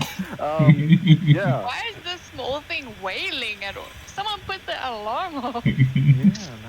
We joke about it now, but we've just seen the beginnings of Rodak's dementia, and it's really horrible. Not as much of a joke as we think it is. Yeah. But no, I'm gonna just give Maps a high five because I'm in an amazing mood. Put the map away in the bag of holding, and If half the people dropped. Is everybody still in roll 20? Yeah. I am. I am, yeah. Oh, For man. me, I for me, Sky am. and okay. Yeah, they're coming back. There was a weird blip. Yeah, it went out and then back in. Okay, stream's still fine. No problem. We're okay. We're alive. Still in. Okay. Okay. So, Zoom. Okay, wait. Before we go back to those, just quick question, Connor. Where are you healing yourself? So I know you're busy, checking your blood. Sort of walking my way through the streets and alleyways, I suppose, and I just chucked some 2 healing potions as I went. Okay, so as you Yeah, walk, but you need more than healing potions, man. he made a medicine check. Okay. Just feel like the resident healer should be You're not there. explaining knowledge to him that he does not possess right now. It's fine. It's fine. All right. So as you walk, you also notice there's a pillar of smoke on your side of the river. That sounds like a country song. There's a pillar of smoke on my side of the river. Okay. No, please. We don't have a bard for a reason. Okay. Because they We die. do have a pot. Oh, yeah. But we do have a pot. Yeah, but she does cards. She doesn't do the singing. Oh, She this is does true. actually. Oh, does she? Oh. Yes, plays a- and she plays an plays a instrument. lot of instruments. Okay, so you must that. You know what that means, right? You know. What? I'm a one-man band. Yes, and each time you have do pockets like this? no, never actually. You know why? You know why? But if you use a magical spell, I'm going to ask you to sing. That's a pity for you that your ears are gonna bleed, as well as anyone who watches this video. You heard Pope sing. That's why we didn't Yes, but stream. now it's magnificent. Okay. Oh, fun fact. Yes. Fun fact. Lilith actually has an instrument due to her background. Lilith's you've gonna never- be in but you our never- band. But you never heard her. Trevor, play if you're the watching instrument. this, our band is growing. It'll probably be like one of those things she does in like the finale. Play the cello on the roof of the school. Sort of. Why am I Yeah. imagining a golden fiddle? It's like a climax of a personal arc. Yes. It's the city burns. One final goodbye to everyone, and we start playing together. Okay, so Connor, as you're walking through the street, you see a pillar of smoke. You also see the people obviously rushing to the fire, guards, whatnot. You also see a body being taken from the tavern by some thuggish-looking people. The body is shorter, so you left him quite shorter. Just- I'm a head taller than him. yeah, exactly. And he couldn't keep his head. Yes. Okay, one more and you're going to get a saving throw for something. So as you're walking, you also notice the priest has found you again. I was meaning to inquire if you need any healing, my friend. It did take a bit of a nick there. You got a lucky one in. Well, if I were you, I'd get off the streets at this late hour. Please, my residence is not far from here. I wouldn't want to impose. I'm really just trying to get back to my friends. I am a priest of hospitality, of course, so it's Of course. no imposition. Please. Well, then I certainly would not turn down your hospitality. Lead on, good sir. Okay, so as you follow him, meanwhile, back across the other side, the final gravestone explodes in a flash of green as Lilith now destroyed everything except the central crypt, which has Ethne's slashes across the name. Only one structure remaining. What are you going to do? Lilith finally huffs in satisfaction, her anger subsiding a little bit. Just a tiny little bit. She is still quite pissed, but she finally concentrates a bit and starts stomping her way out of the graveyard and back to the rest of them. Why do I imagine Lilith wearing like these big chunky Doc Martens? And she's just like. I know, right? Right, so you're all together now. What are you going to do? Well, I mean, you lot, the three of you are together. Plus Free, who I keep forgetting because I can't hear his voice. He's existing. He's existing. About leaving. There are a few things that we could potentially do, but Lilith, if you truly want to leave, then we can. It's just those druidic ruins could really lend some insight, and well, we have Nemean to help. We'll check that out once we go back and find Tusa and the others. I think she would be most interested in the druidic ruins. I myself, I used to go there and have a peek inside every now and then. I always found it interesting about the ancient druidic empire. Always found it as a more peaceful place than Falchester. Right, well, as long as you're amicable to it. Let's get back to the others. I don't like being separated in this space. And then we can start our search for the thinning. Because if we can get that key before we go to the ruins, we'll have a head start. Okay, so Yes. as you guys make your way back, you can hear again the forest shifting. You can actually see in the moonlight the tops of trees deeper in, clearly sort of sailing across and settling into new positions. And again, you can hear, this time, the cry of a woman shouting, "Help me!" somewhere in the recesses of the gnarled giant forest. That's What did I told you? Curse. I think the weight of what has happened in the graveyard is kind of still on Aethan's mind, so that just kind of passes over, considering what Lilith has said about the forest. Like, just don't ignore it. Guy on the other hand says a little prayer and like does the Catholic cross across.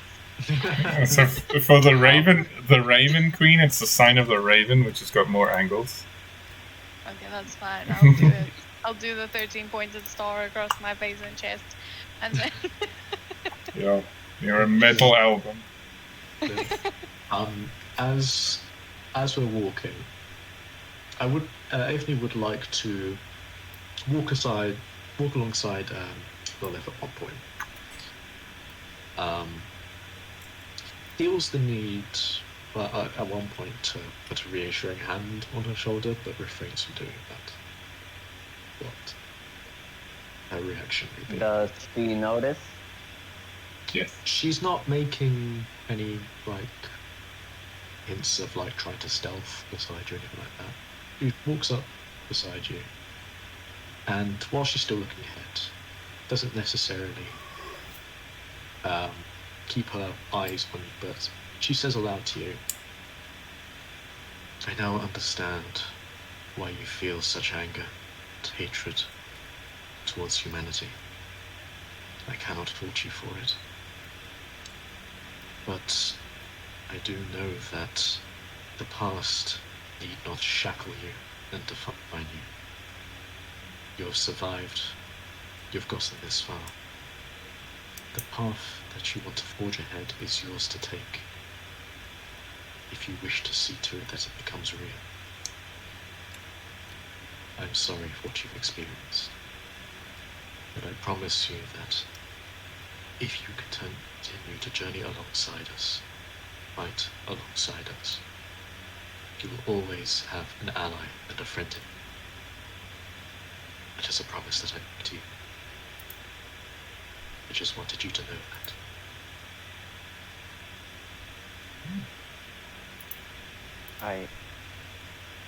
Thank you. I Never thought I would actually feel like this and just explaining why I hate your kind so much to you of all people.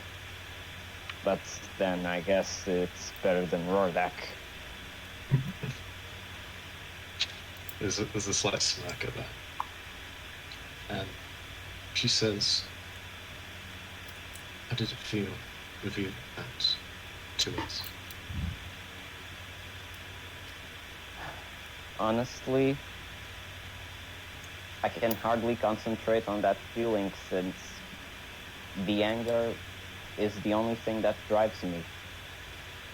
When I regained my magic, when I gained this anger that isn't really mine, but of a deity's, I feel like I'm not really myself anymore. Like the Lilith that was there, that suffered so much, also died. And I am entirely a new creature with a new purpose to remake everything that I believe is making this world worthless, to remake humans. But honestly, now thinking about it, thinking about how it feels to sharing such a thing with other people, I just feel lost.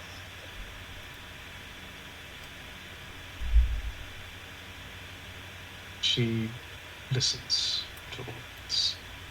She nods to as we're walking. And eventually she says,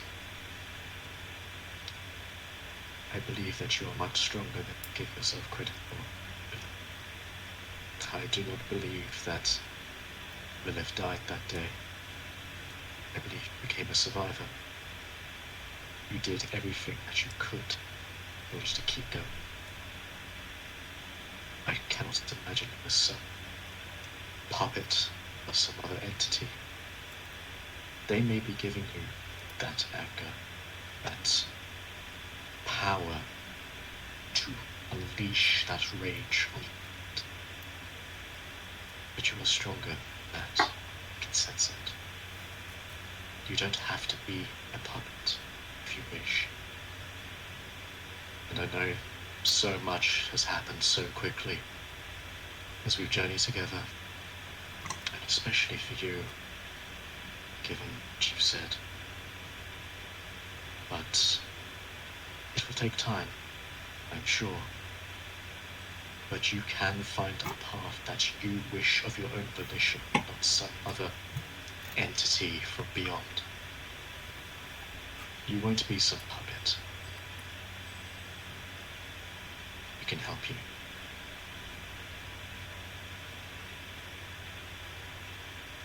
I appreciate the help, but what if what I want could just make you different and other humans could change them entirely?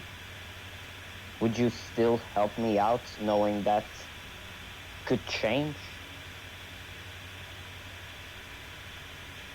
What is it that you want to see changed about humanity? And how do you see that coming to be? You've said about this idea of changing humanity, but I'm unsure about that, what that looks like to you.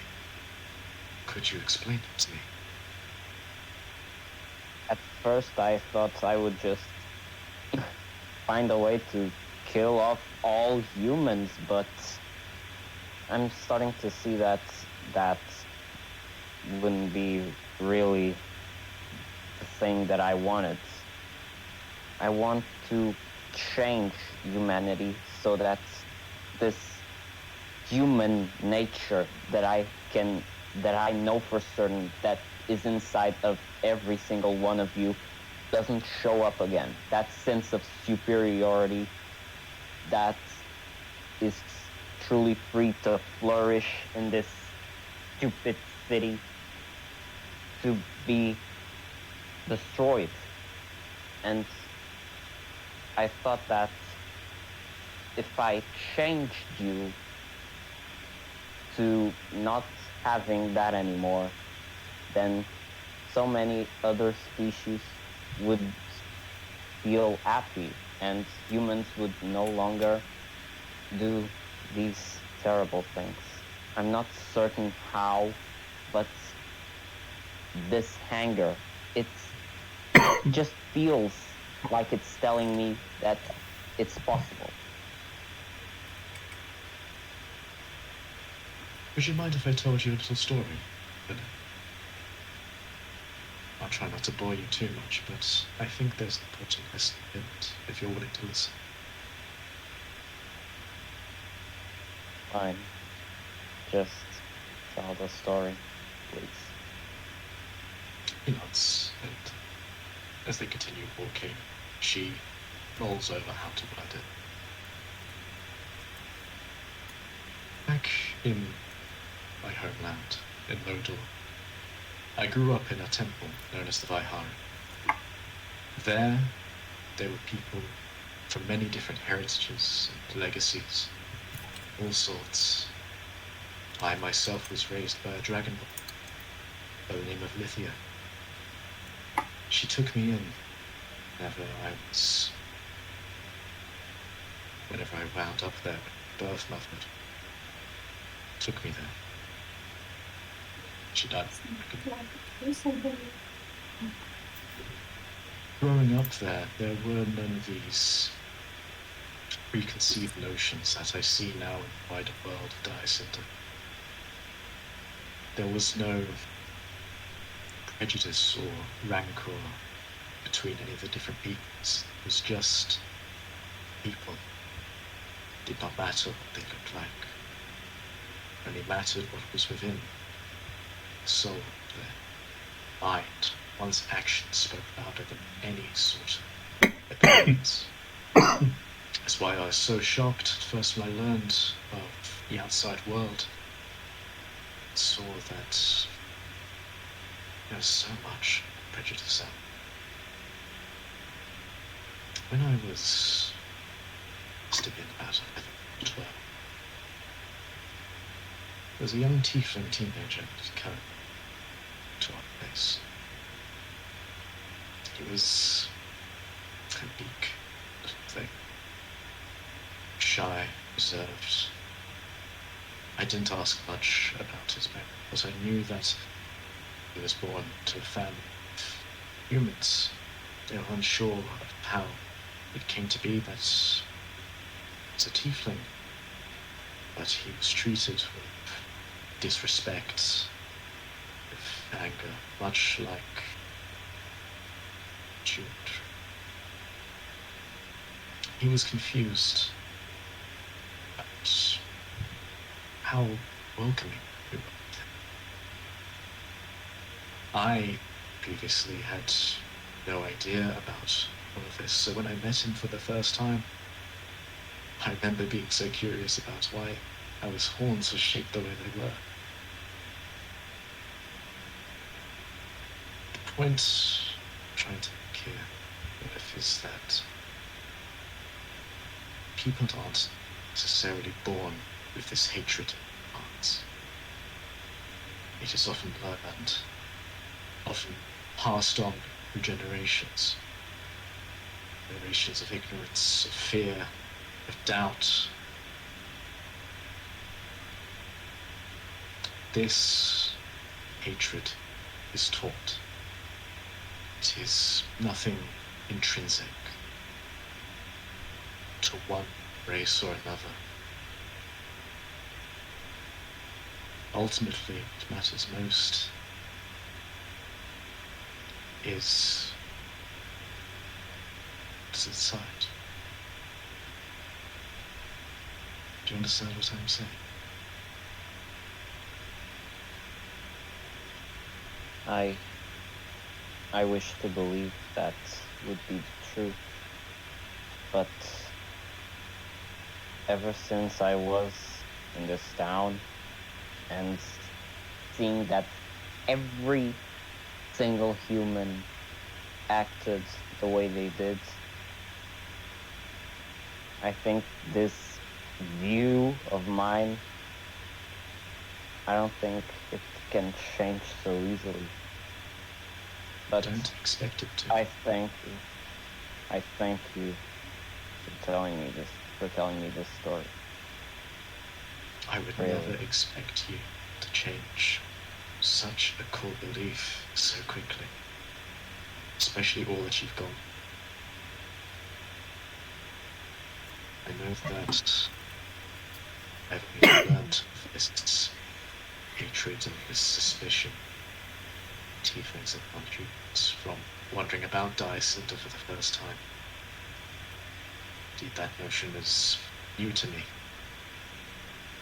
But what I have learned from nature is that if people treat you as a monster, you do not get rid of those beliefs by becoming what they fear.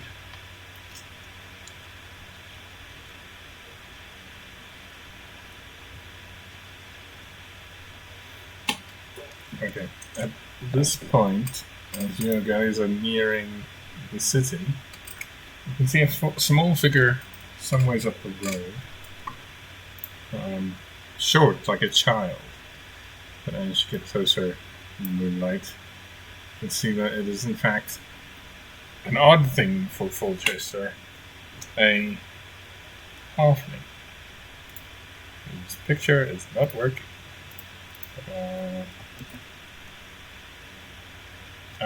She seems to be waving over at you lot. Oi! Tieflings! This way!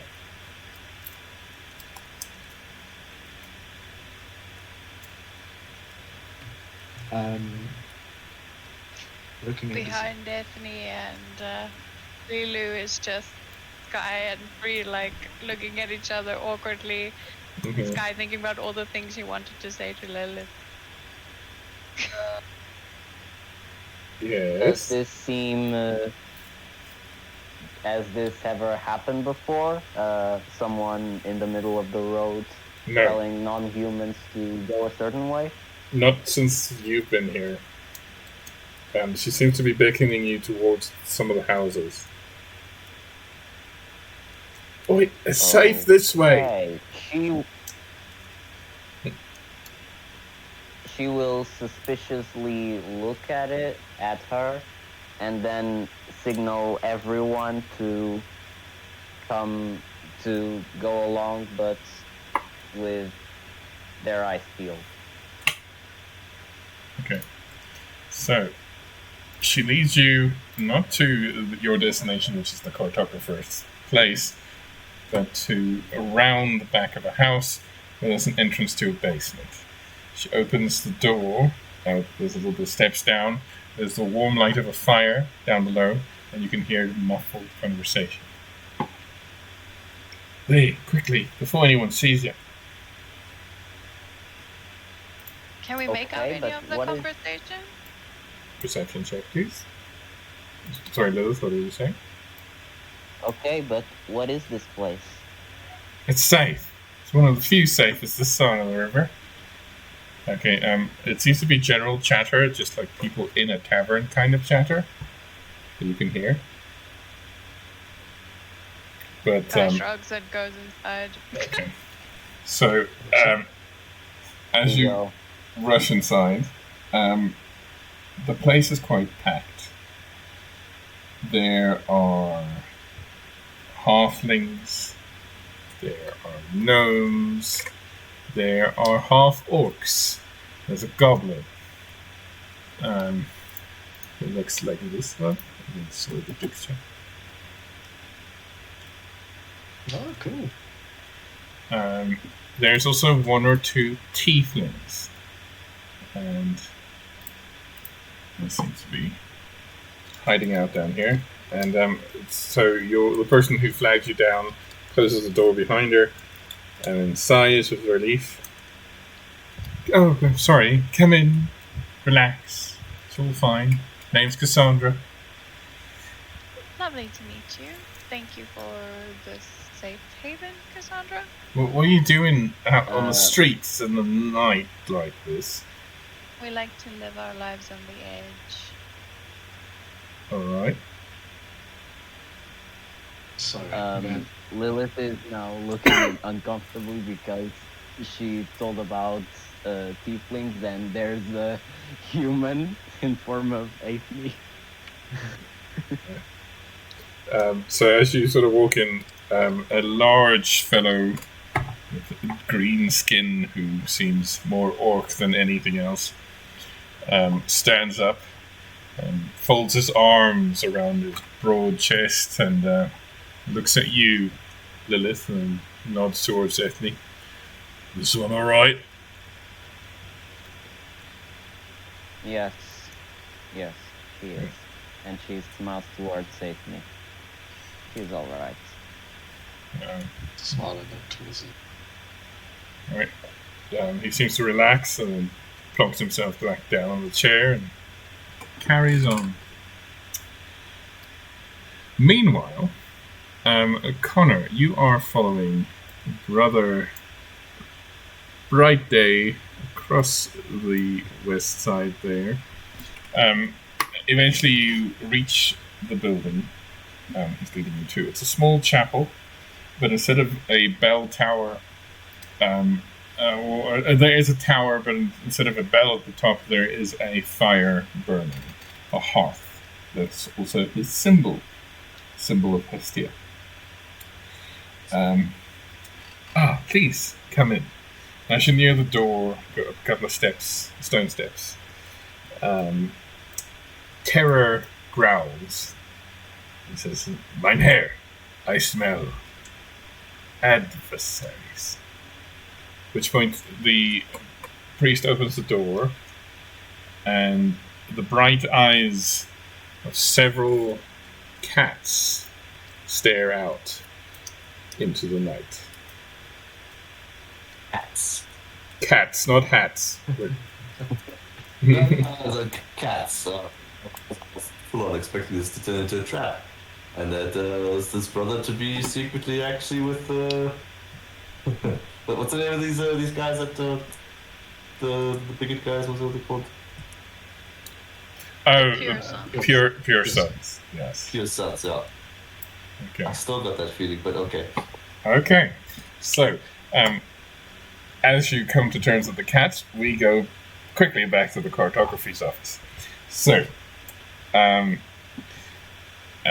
which point, as you guys are talking, and Rodak is trying to fold the map in ways that will give maps and glint shell nightmares, there is a knock on the door.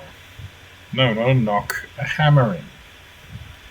As Maps goes over to investigate, standing on his tiptoes to reach the handle. He opens the door, and there has been a notice hammered into the door. He takes it off and hands it to one of you. It reads, "A bounty by order of Duchess Olivia Walden." It is a bounty, basically a hunting contract, to kill a creature called a flagon flark. What is that? Do we know what that is? Nature checks, please. Flagon flark. It is stalking the countryside and seems to be responsible for a number of disappearances: children, women, farmers, livestock, and they believe it is somewhere in the vicinity of the Howler ancient structure just inside the woods. If you were to, or someone were to bring the head of the creature to Castle Kite, the reward of 3,000 gold pieces and a cloak that makes you hard to see will be yours.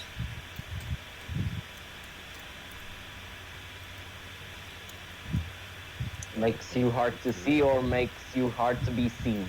It's for the section. That's a good question.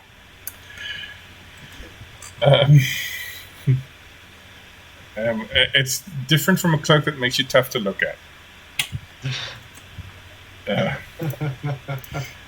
Right.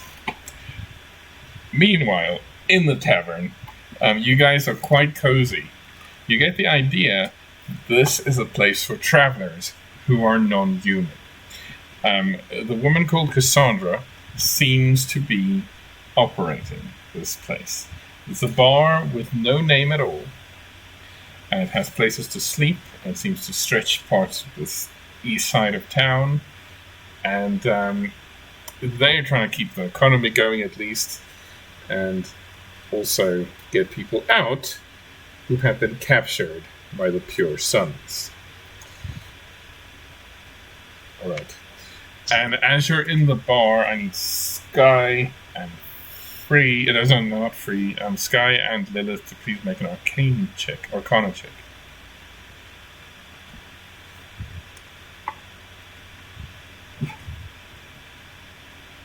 I'm gonna use my card on that. Okay. That's a good one.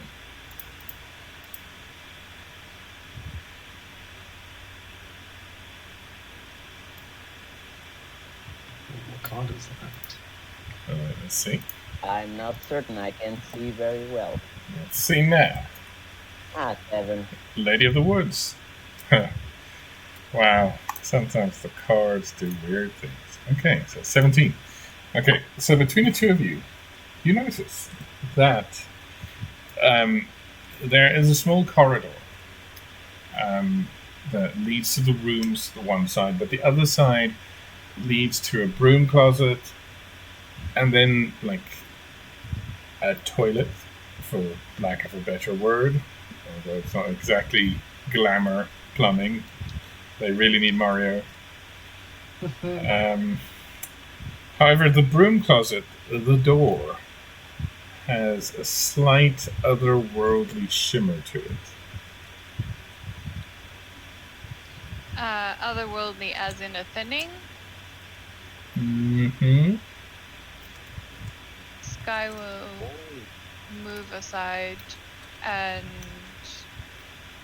speak quietly to Hercules, instructing him to go and find Yes. Nyme. That's easy for you to say. Hercules, I'll make it worth your while. Just don't flirt with her too much. I'll try, but I am a fickle little bird. Please do hurry. Fine. Come along, Jim. And the two of them fly off. They wait politely for someone to open the hatch and the basement. Somebody opens it up. Who is an individual who is seems to be a wood elf, and seems to be carrying a wooden staff, and has a very Tusai smell about her. AKA a druid. Okay. Alright, so they fly off. Meanwhile. Sorry, yes, go ahead. Then I go ahead. Lilith, go ahead. She. Sorry. Yeah. Lilith then approaches the bar counter. What was her name? Cassandra. Catherine? Cassandra. Cassandra. Cassandra. Hard Hey. names. Sorry. I'm going to add her So name to the. She goes up to Cassandra and says, "Thank you for going to the middle of the road and signaling us to this place. But when did this place appear? I used to live in Fallowshire for 18 years, and I was only gone for a single year and never seen this place. That's I never lived in Fallowshire, just nearby Fallowshire." Oh, that explains it. We've only been No, operating for what's it now? 4 months or so, and things have been getting really crazy. Especially the Longfellow brothers. The oldest one, what's his name? Jarvis. Yeah. Well, he. Let's just say it's better not to meet him. Yes, so we just keep people safe when we can. Well, it was very kind of you Thanks. to do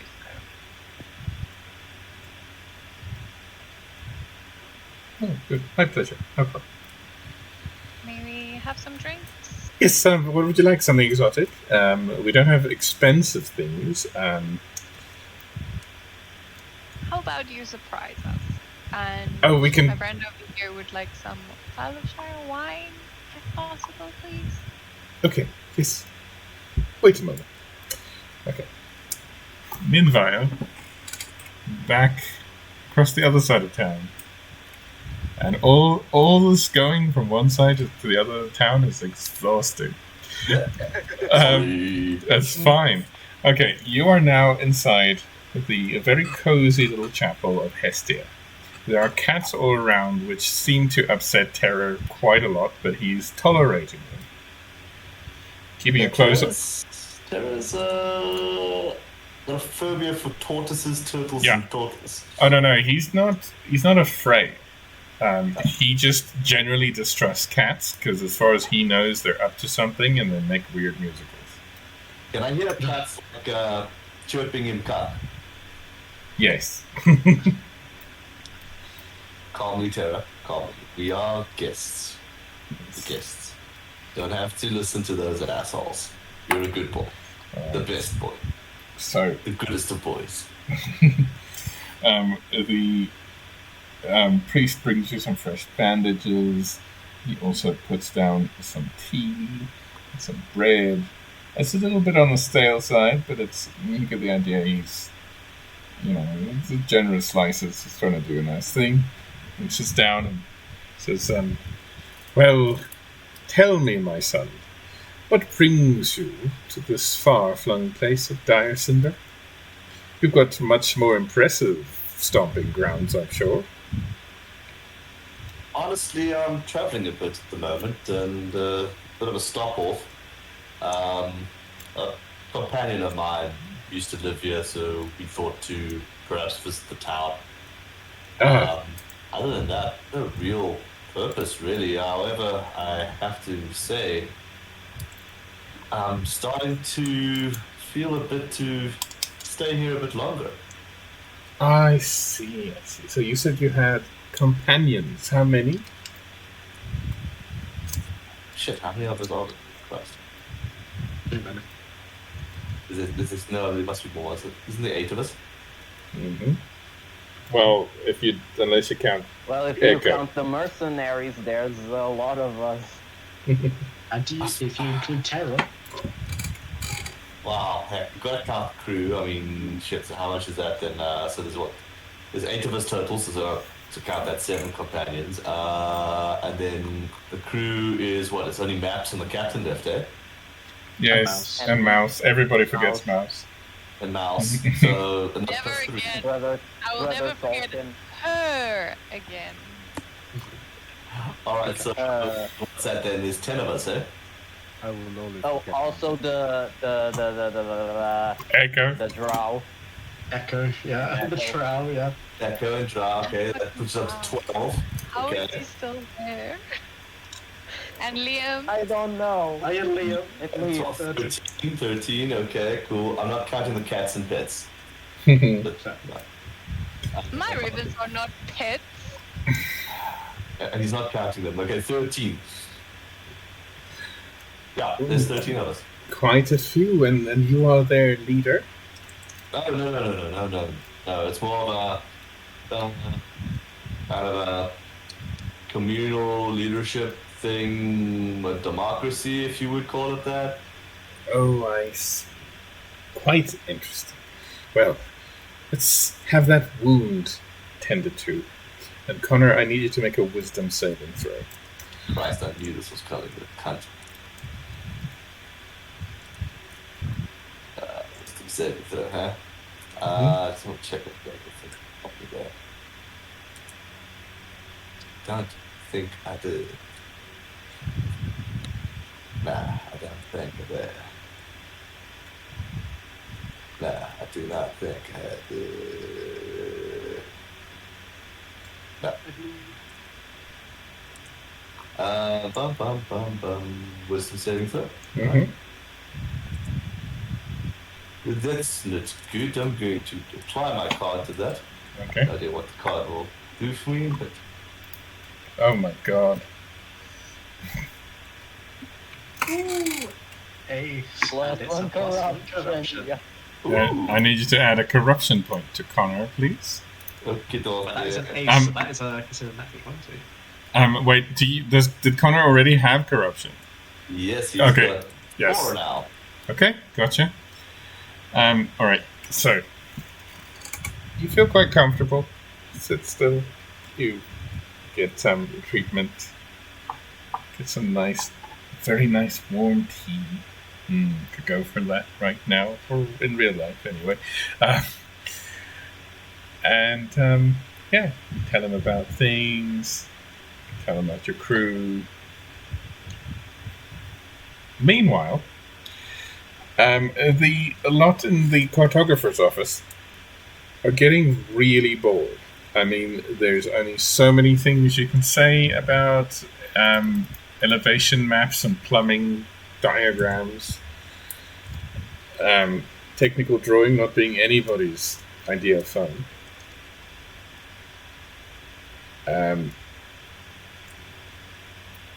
Meanwhile, yes. I think we're just I playing would- cards. I was Okay. going to say, I'll try to find like Sky while we're amongst the hidden underground tavern, as it were, and I would ask her, "Do you think perhaps I should go back and tell the others where we are? It'd be good to have everyone in one place." Well, I could always do this ending.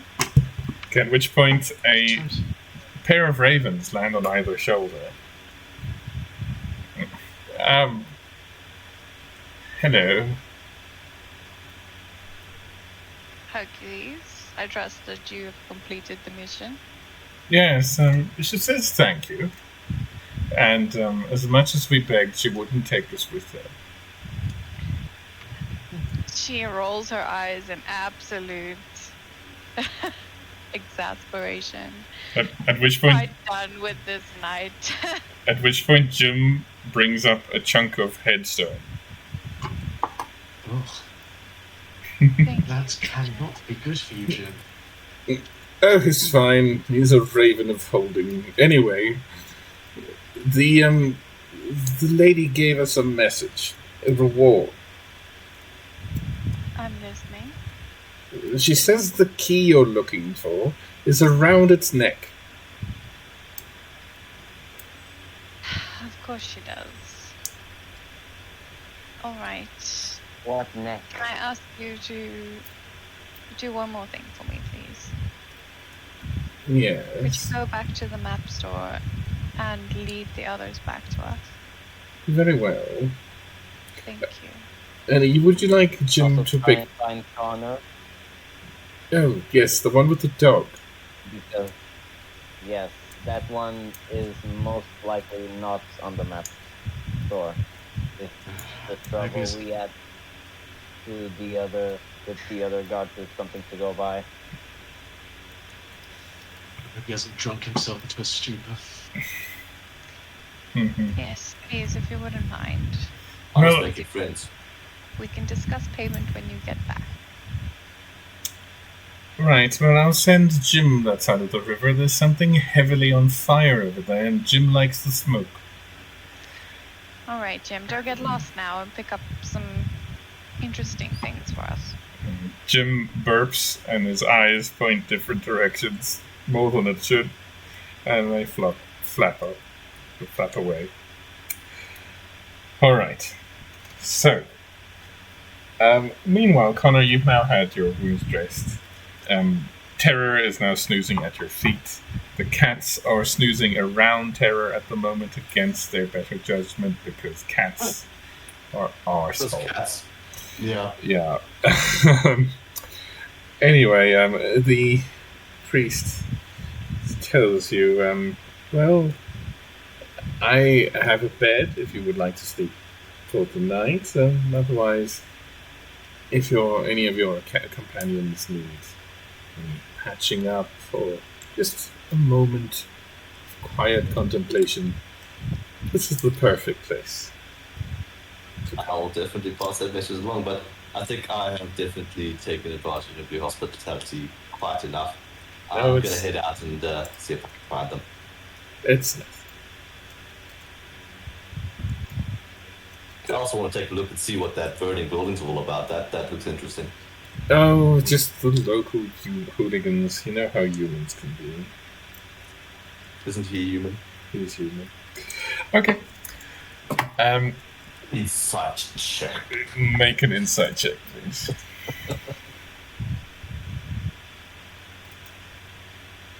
It seems like a very odd thing to say. He seems incredibly human.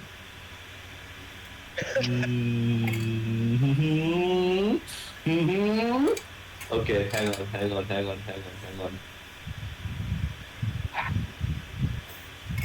I'm gonna do this thing. It would be the end of paragraph 1. It's a shadow blade attack. Just like, And the paragraph what? end of paragraph 1. Oh, so gotcha. Your advantage on wisdom survival checks to track undead aberrations. And specifically highly corrupted individuals. Wait, Just- let me have a look. I'll double check here.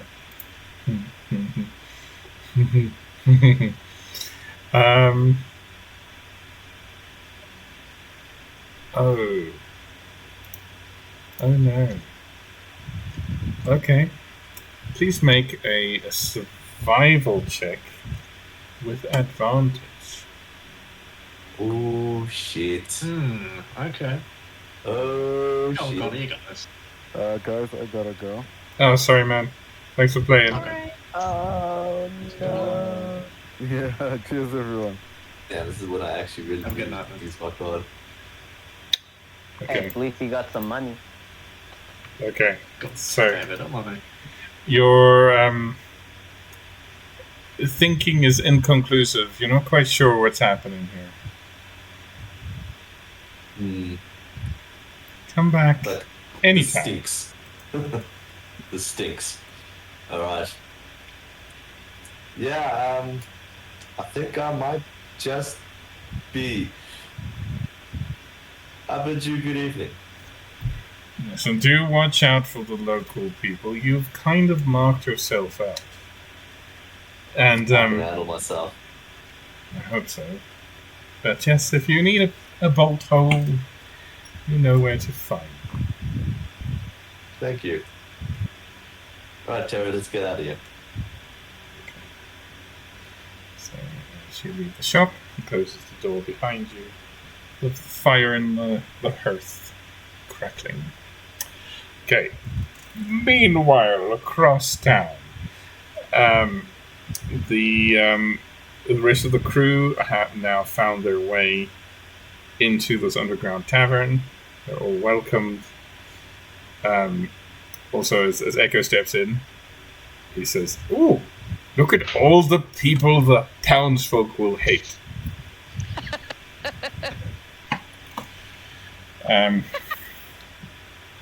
Some moments later. Oh, by the way, they put down, as the group comes in and joins you, they put down the notice that was nailed to the cartography store about the contract on the Flagonflog.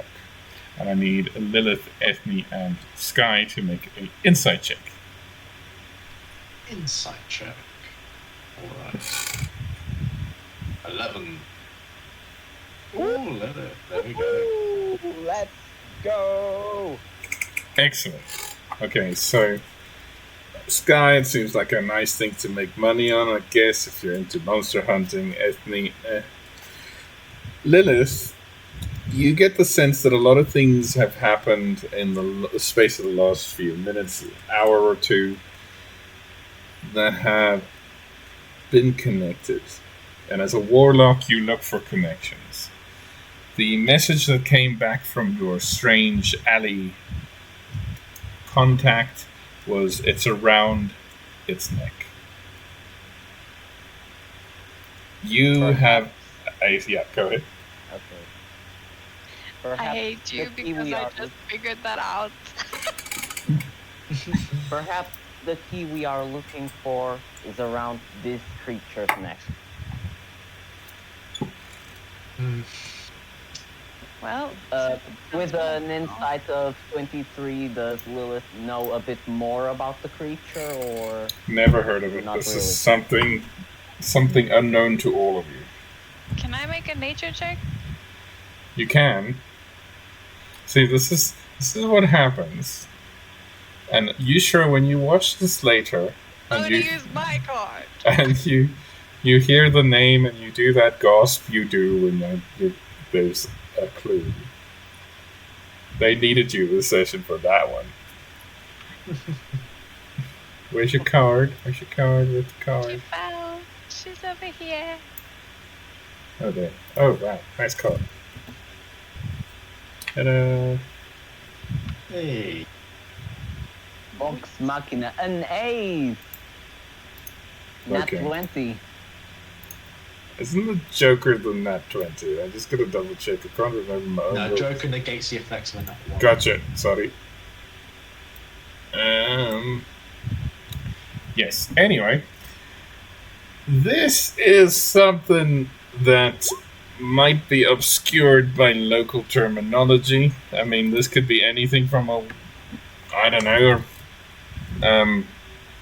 pony to a dragon, depending on what the locals call it.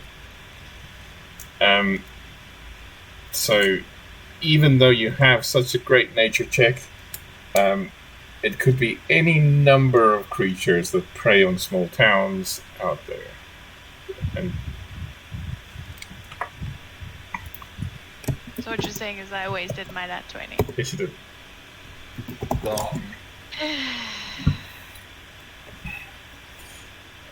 Although, what they basically are saying there in the contract is that this creature is somewhere outside the Howler, which is the pyramid structure within the forest, which you can see is even on the map. You can see.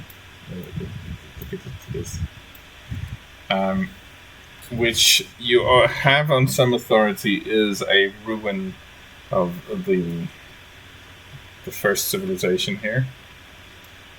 And you've seen some weird things around those ruins, or at least in them. So, clue. No. Alright. Well, perhaps through this we can kill many birds in one stone. We go to that druidic ruin. We explore it to see more things about the Black Oblivion. And we can destroy this creature and find the key. I think we need a key to get into this place. Is that right? Well, there's only one way to find out. I suppose so. It has been very finicky. Well, we have a safe place to rest for the evening. We can head out in the morning, especially when everyone else gets here. Well, by everyone else, I mean Connor. He is probably safe. drunk somewhere, trying to flirt with some woman who does not care. Go and see what everybody else is thinking. At which point Connor comes in. Oh wait, sorry, you're going to the burning building first. yeah, I'll have to check that out. I mean, it's on the way as well. Okay. I'm presuming it is here, right? Yes, it is there. Okay, wait, let's do that quickly. So, other side of town. As you guys said, Connor Connor's on the other side of town. Hard cut. There is a line of buckets forming. You know, chain, whatever you call it. Guards, they're doing a thing. There are several slightly nobly dressed people watching this happen. Let me zoom to the pictures, so if you will join me on the far side of the map, I will ping you this way. There are two rather old and slightly portly men watching. There's one. There's the other. Standing next to them is a guy who looks vaguely familiar, only in that his features remind you of someone dressed in black. Does it remind me of someone who previously was a head taller? Yes. Oh, balls. He looks slightly younger than that. I'm gonna go call some shit. Well, and there's also quite a lot of the pure sons, the sort of thug type people you saw around. They also carry several dead guards out of the wreckage of this guard tower that burned down. You recognize one of them as the individual that Rodak did not like very much. Oh, he's a dead guard. Mm-hmm. Yeah, also, well, I mean, we had that altercation earlier, and I'm fully unaware that the guards around here are... Yeah, so I'm not actually surprised that Pure Sons are kind of like assisting in this whole endeavor going on over here, because that's probably a couple of their drinking buddies in there. Also, as you sort of stand there with your dog, some of the people notice you. Oh. Sort of just look, and eventually this person, who I'm meeting him, this one, walks up towards you. He's finely dressed. He's got many rings on his fingers. He has a buckle sort of where his collars meet, that has a sun symbol and a gold medallion. Good evening, fine sir. What business have you on the streets of Folchester at this hour? Good evening, good sir. My business would be my own. I just came here to see what the commotion was about. Unfortunate. Local pranksters, perhaps. Non-humans, you know how it is. Good. Non-humans, and you're so certain of that? They always cause trouble, if you ask me. Well met, my friend. I am Lord Longfellow. Connor Cousland. He holds out a hand and then hesitates slightly, and then keeps holding it out. Right, shake his hand. That's a gentlemanly thing to do. He's got quite a grip. Let me see. I'll match his grip. Interesting name. Been in town long? Not too long. I see. Well, be on your way, sir, and perhaps we will meet again later. Sure, it will be a pleasure, sir. Good evening. Good evening. He sort of stares at you coldly as you carry on your way. I'll kind of... If I had a hat, I'd tip it. I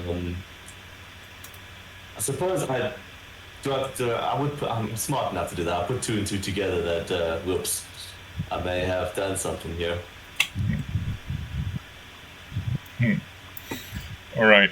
So, as you're upon the bridge, you are met by a crazy-looking raven who spits up what appears to be one of Sky's tarot cards that's horribly sticky and crumpled. Did you eat Sky, you filthy bird?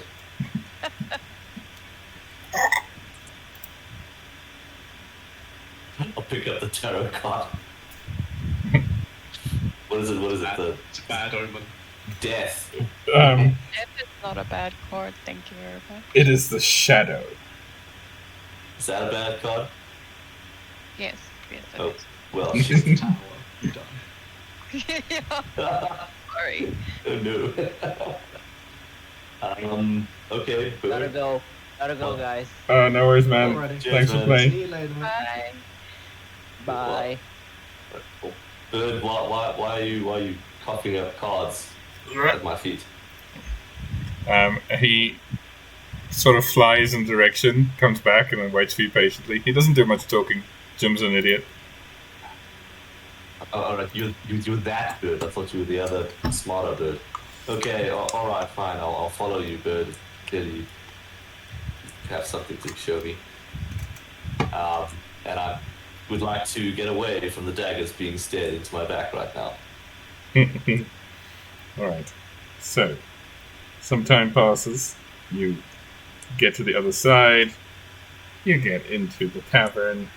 There's some, initial confusion. You look like a typical human who shouldn't be allowed in here, but your friends, most of your friends vouch for you. Most of them. I would like the names of those who don't. Detractors. Echo points to your ripped sleeve. Ah! Had a fight? Yeah, well, wasn't much of a fight. Good. Are they dead? Yeah, very. Excellent. I approve. What did you do?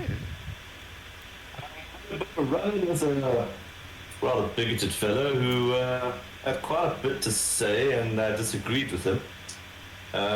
Came to a bit of a kerfuffle, and he tried to cut me.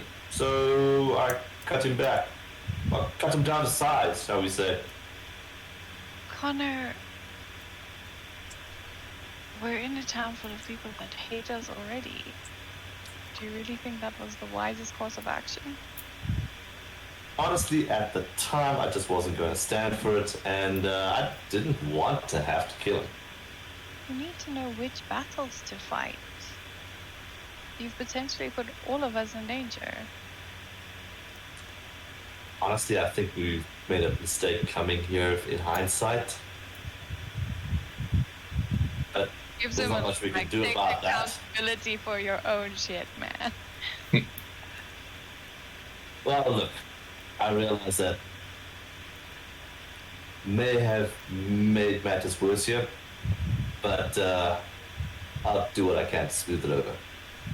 I think I might have to just go and speak to the family of the person that I put in the ground. Or perhaps we should just leave before you can make any more trouble. We plan on going to the ruin, and after that, I think we can all agree we need to get out of here. Yeah, the ruin sounds interesting. I must admit, I had some plans to free the crab. Crab. The godball crab. She blushes bright red. Of course you do. It's immortal, and they are using it for sport. The poor thing is just... And she goes into like a whole animal rights rant about this crab. Look, there's a lot of things about this town that just seems absolutely wrong. Look, there's also apparently some sort of beast that's in the forest that there's a bounty out on. I don't know if you guys are interested in We're that. going after that tomorrow because Oh. it has something that we need. Okay, But really, well, I really think if we just win a gutball match, we could find out where the crab is and we could set it free. It could be our new ship mascot. Between Ethne and Zilu, we could totally win that gutball match. this is totally cute right now, but I mean, it's kind of like, one moment you're admonishing me for potentially starting a small war, and now you want to stick around and play gutball? I did not commit murder. She looks at you pointedly. It's not murder if it's self-defense. It is still murder. If you say so.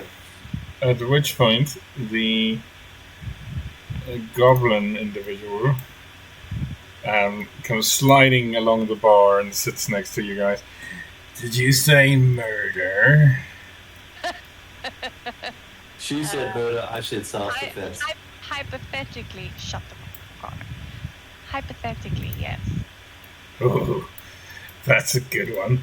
I usually go in for, stealing. Oh, all right. Donna sits a little further away from the green one. Lovely to meet you. Sky makes sure she has all her belongings on her.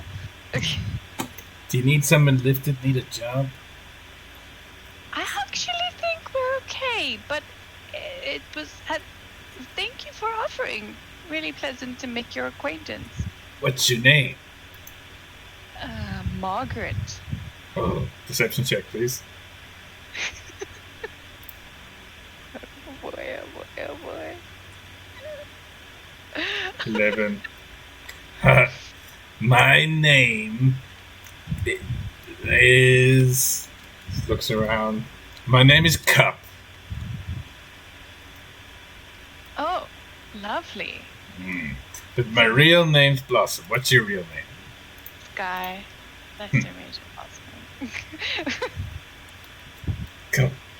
Anyway, I'm going that way now. All right. Lovely Wait. to meet Wait. Who'd your friend kill? you. No one. It was a hypothetical situation in which perhaps he was thinking about killing someone, but then he didn't. Oh, no. That's good. Because, the humans, especially those on the blue side of the river, they look for any excuse to commit terrible genocide.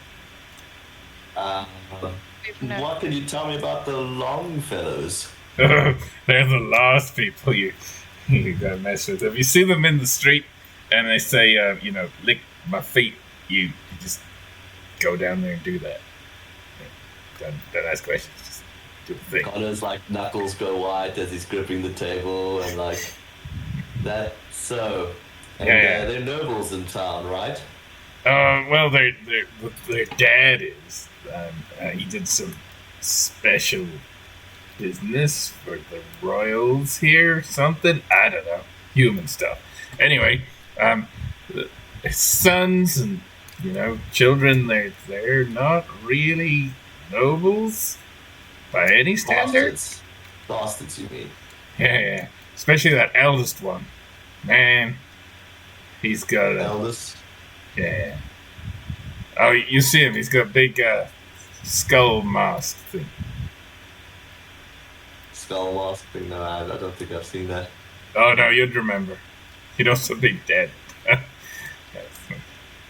Yeah, all right. Okay, understood. Any other siblings? Oh yeah. The Longfellow siblings. So there's Jarvis. That's the one you gotta be careful on. Stay in his good books. You should be fine. There's Leon, the next oldest. He's a bastard. Likes to drink. And then his next brother is Pargus. And then they have a sister who's pretty bad herself called Sandra. I see then. And any other Longfellows around? Oh, here and there. This is Longfellow clan after all. I mean, gee whiz. 4 or 5 brothers, a sister. Well, excuse me. Sorry, the drink went down the wrong hole. They run the Pure Sons. I'm going Western now. Just gonna stay with that. Just roll with it. That cough ruined my accent. So the Pure Sons, they're like a group, a fraternity, a group of well-meaning worshippers of Pelor or something. Worshippers of Pelor. Yeah, like the Imperials, Okay, but they also seem to be rather narrow-minded in their views of non-humans. Oh yeah, but that's it, isn't it? You know, one deity to rule them all, chosen people, that kind of thing. So the Longfellows run this Yeah. fraternity, as you call it. Yeah. That basically, if you ask me, and this is coming from a goblin, and they're just basically a legitimate crime family, if you ask me. They know where all the bodies are buried. They buried some themselves, you know. Okay, so I'm not even going to dig any further into that part. Good choice of words. So let me just summarize over here. This is a noble family. Well, they are a landed family, and they bought their way up from the gutter. Nonetheless, they've taken on the responsibilities of nobles, correct? Yeah. And they are they are the heads of and founders of this Pure sons this of Pella. cult. Yeah. This cult, I'm gonna call it what it is.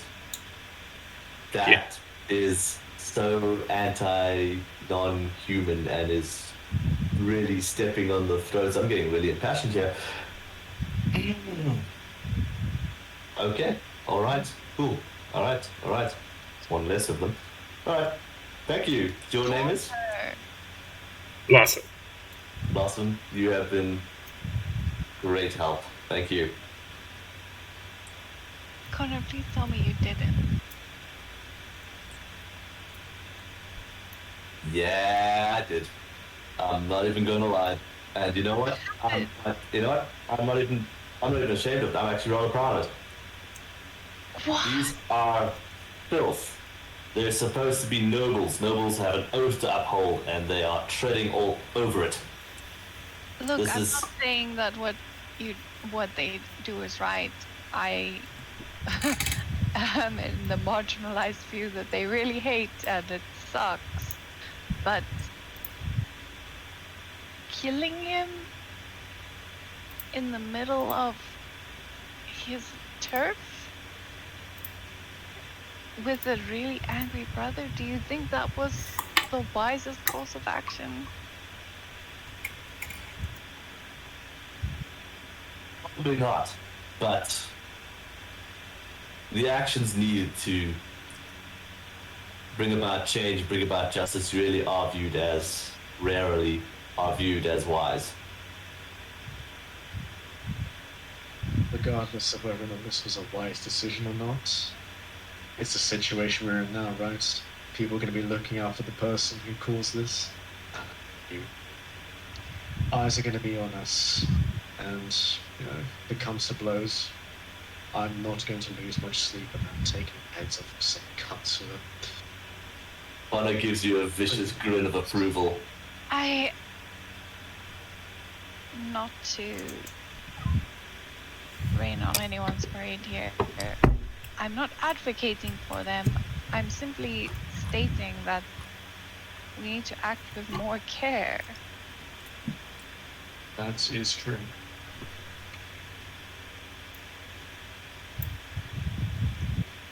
What's done is done. What's done is done. Sky looks between the two of them like, what the fuck?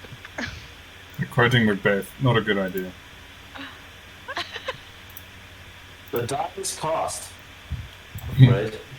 That's Julius Caesar. Okay. Get That is up indeed and Julius go Caesar. to the bar to get another drink. Okay, so as you Very guys disappointed in both of them.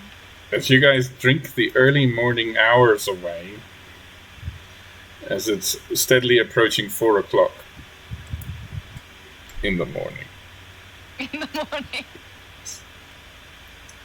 morning. Any plans, or shall we call it there until the morning? What's the general feel about starting a revolution? Yeah, I think we're just gonna rest here and then go to the ruins is the plan. Okay. Head towards the ruins. We'll go See if we kill can the find monster this first, yeah. Okay. What creature? So, I will say that you can RP, but unfortunately, because this is a hostile town, We keep can't it. go out. We Yeah, have to stay within the tavern. yeah, and we're not going to talk hours here because you can only spend so long in a tavern. Yeah. Yes. Yep. Okay. I will leave you with one thing though. In the very early morning hours, amongst the shifting trees, a entity gets a brief glance at the distant lights of Fulchester. Its many, many eyes reflect the glowing lights through the windows, and it waits, listens to the creaking sounds of the shifting trees, and as the hour reaches exactly 4 o'clock in the morning, the large stone structure in the middle of this forest, or the edge of this forest rather, seems to hum as a low pneumatic howl escapes from the top of the pyramid. It echoes all across Colchester, which is where the structure gets its name. The creature listens to this, and then just in a moment later, it reproduces the sound exactly. It watches the town, and as the trees shift and it can't see the town through the trees, its large bulk turns and moves through the trees, deeper in, making different calls, cries, and calls for help. And from its neck dangles, from a thick black chain, a pyramid made of stone. Okay. I think I put everybody to sleep there. Hello. Yeah. We're taking this in, we're processing. I am literally typing everything you're saying. Okay, that's good. I'm silent. Yeah, I was writing it down. Okay, fine. I believe you. Okay, so we will leave it there for a moment. Okay. First, it's a bye-bye to stream. Bye, stream. Hope you enjoyed. Oh, the spam in the chat. Thank you for that. I know, I reported it. Thank you. Yeah.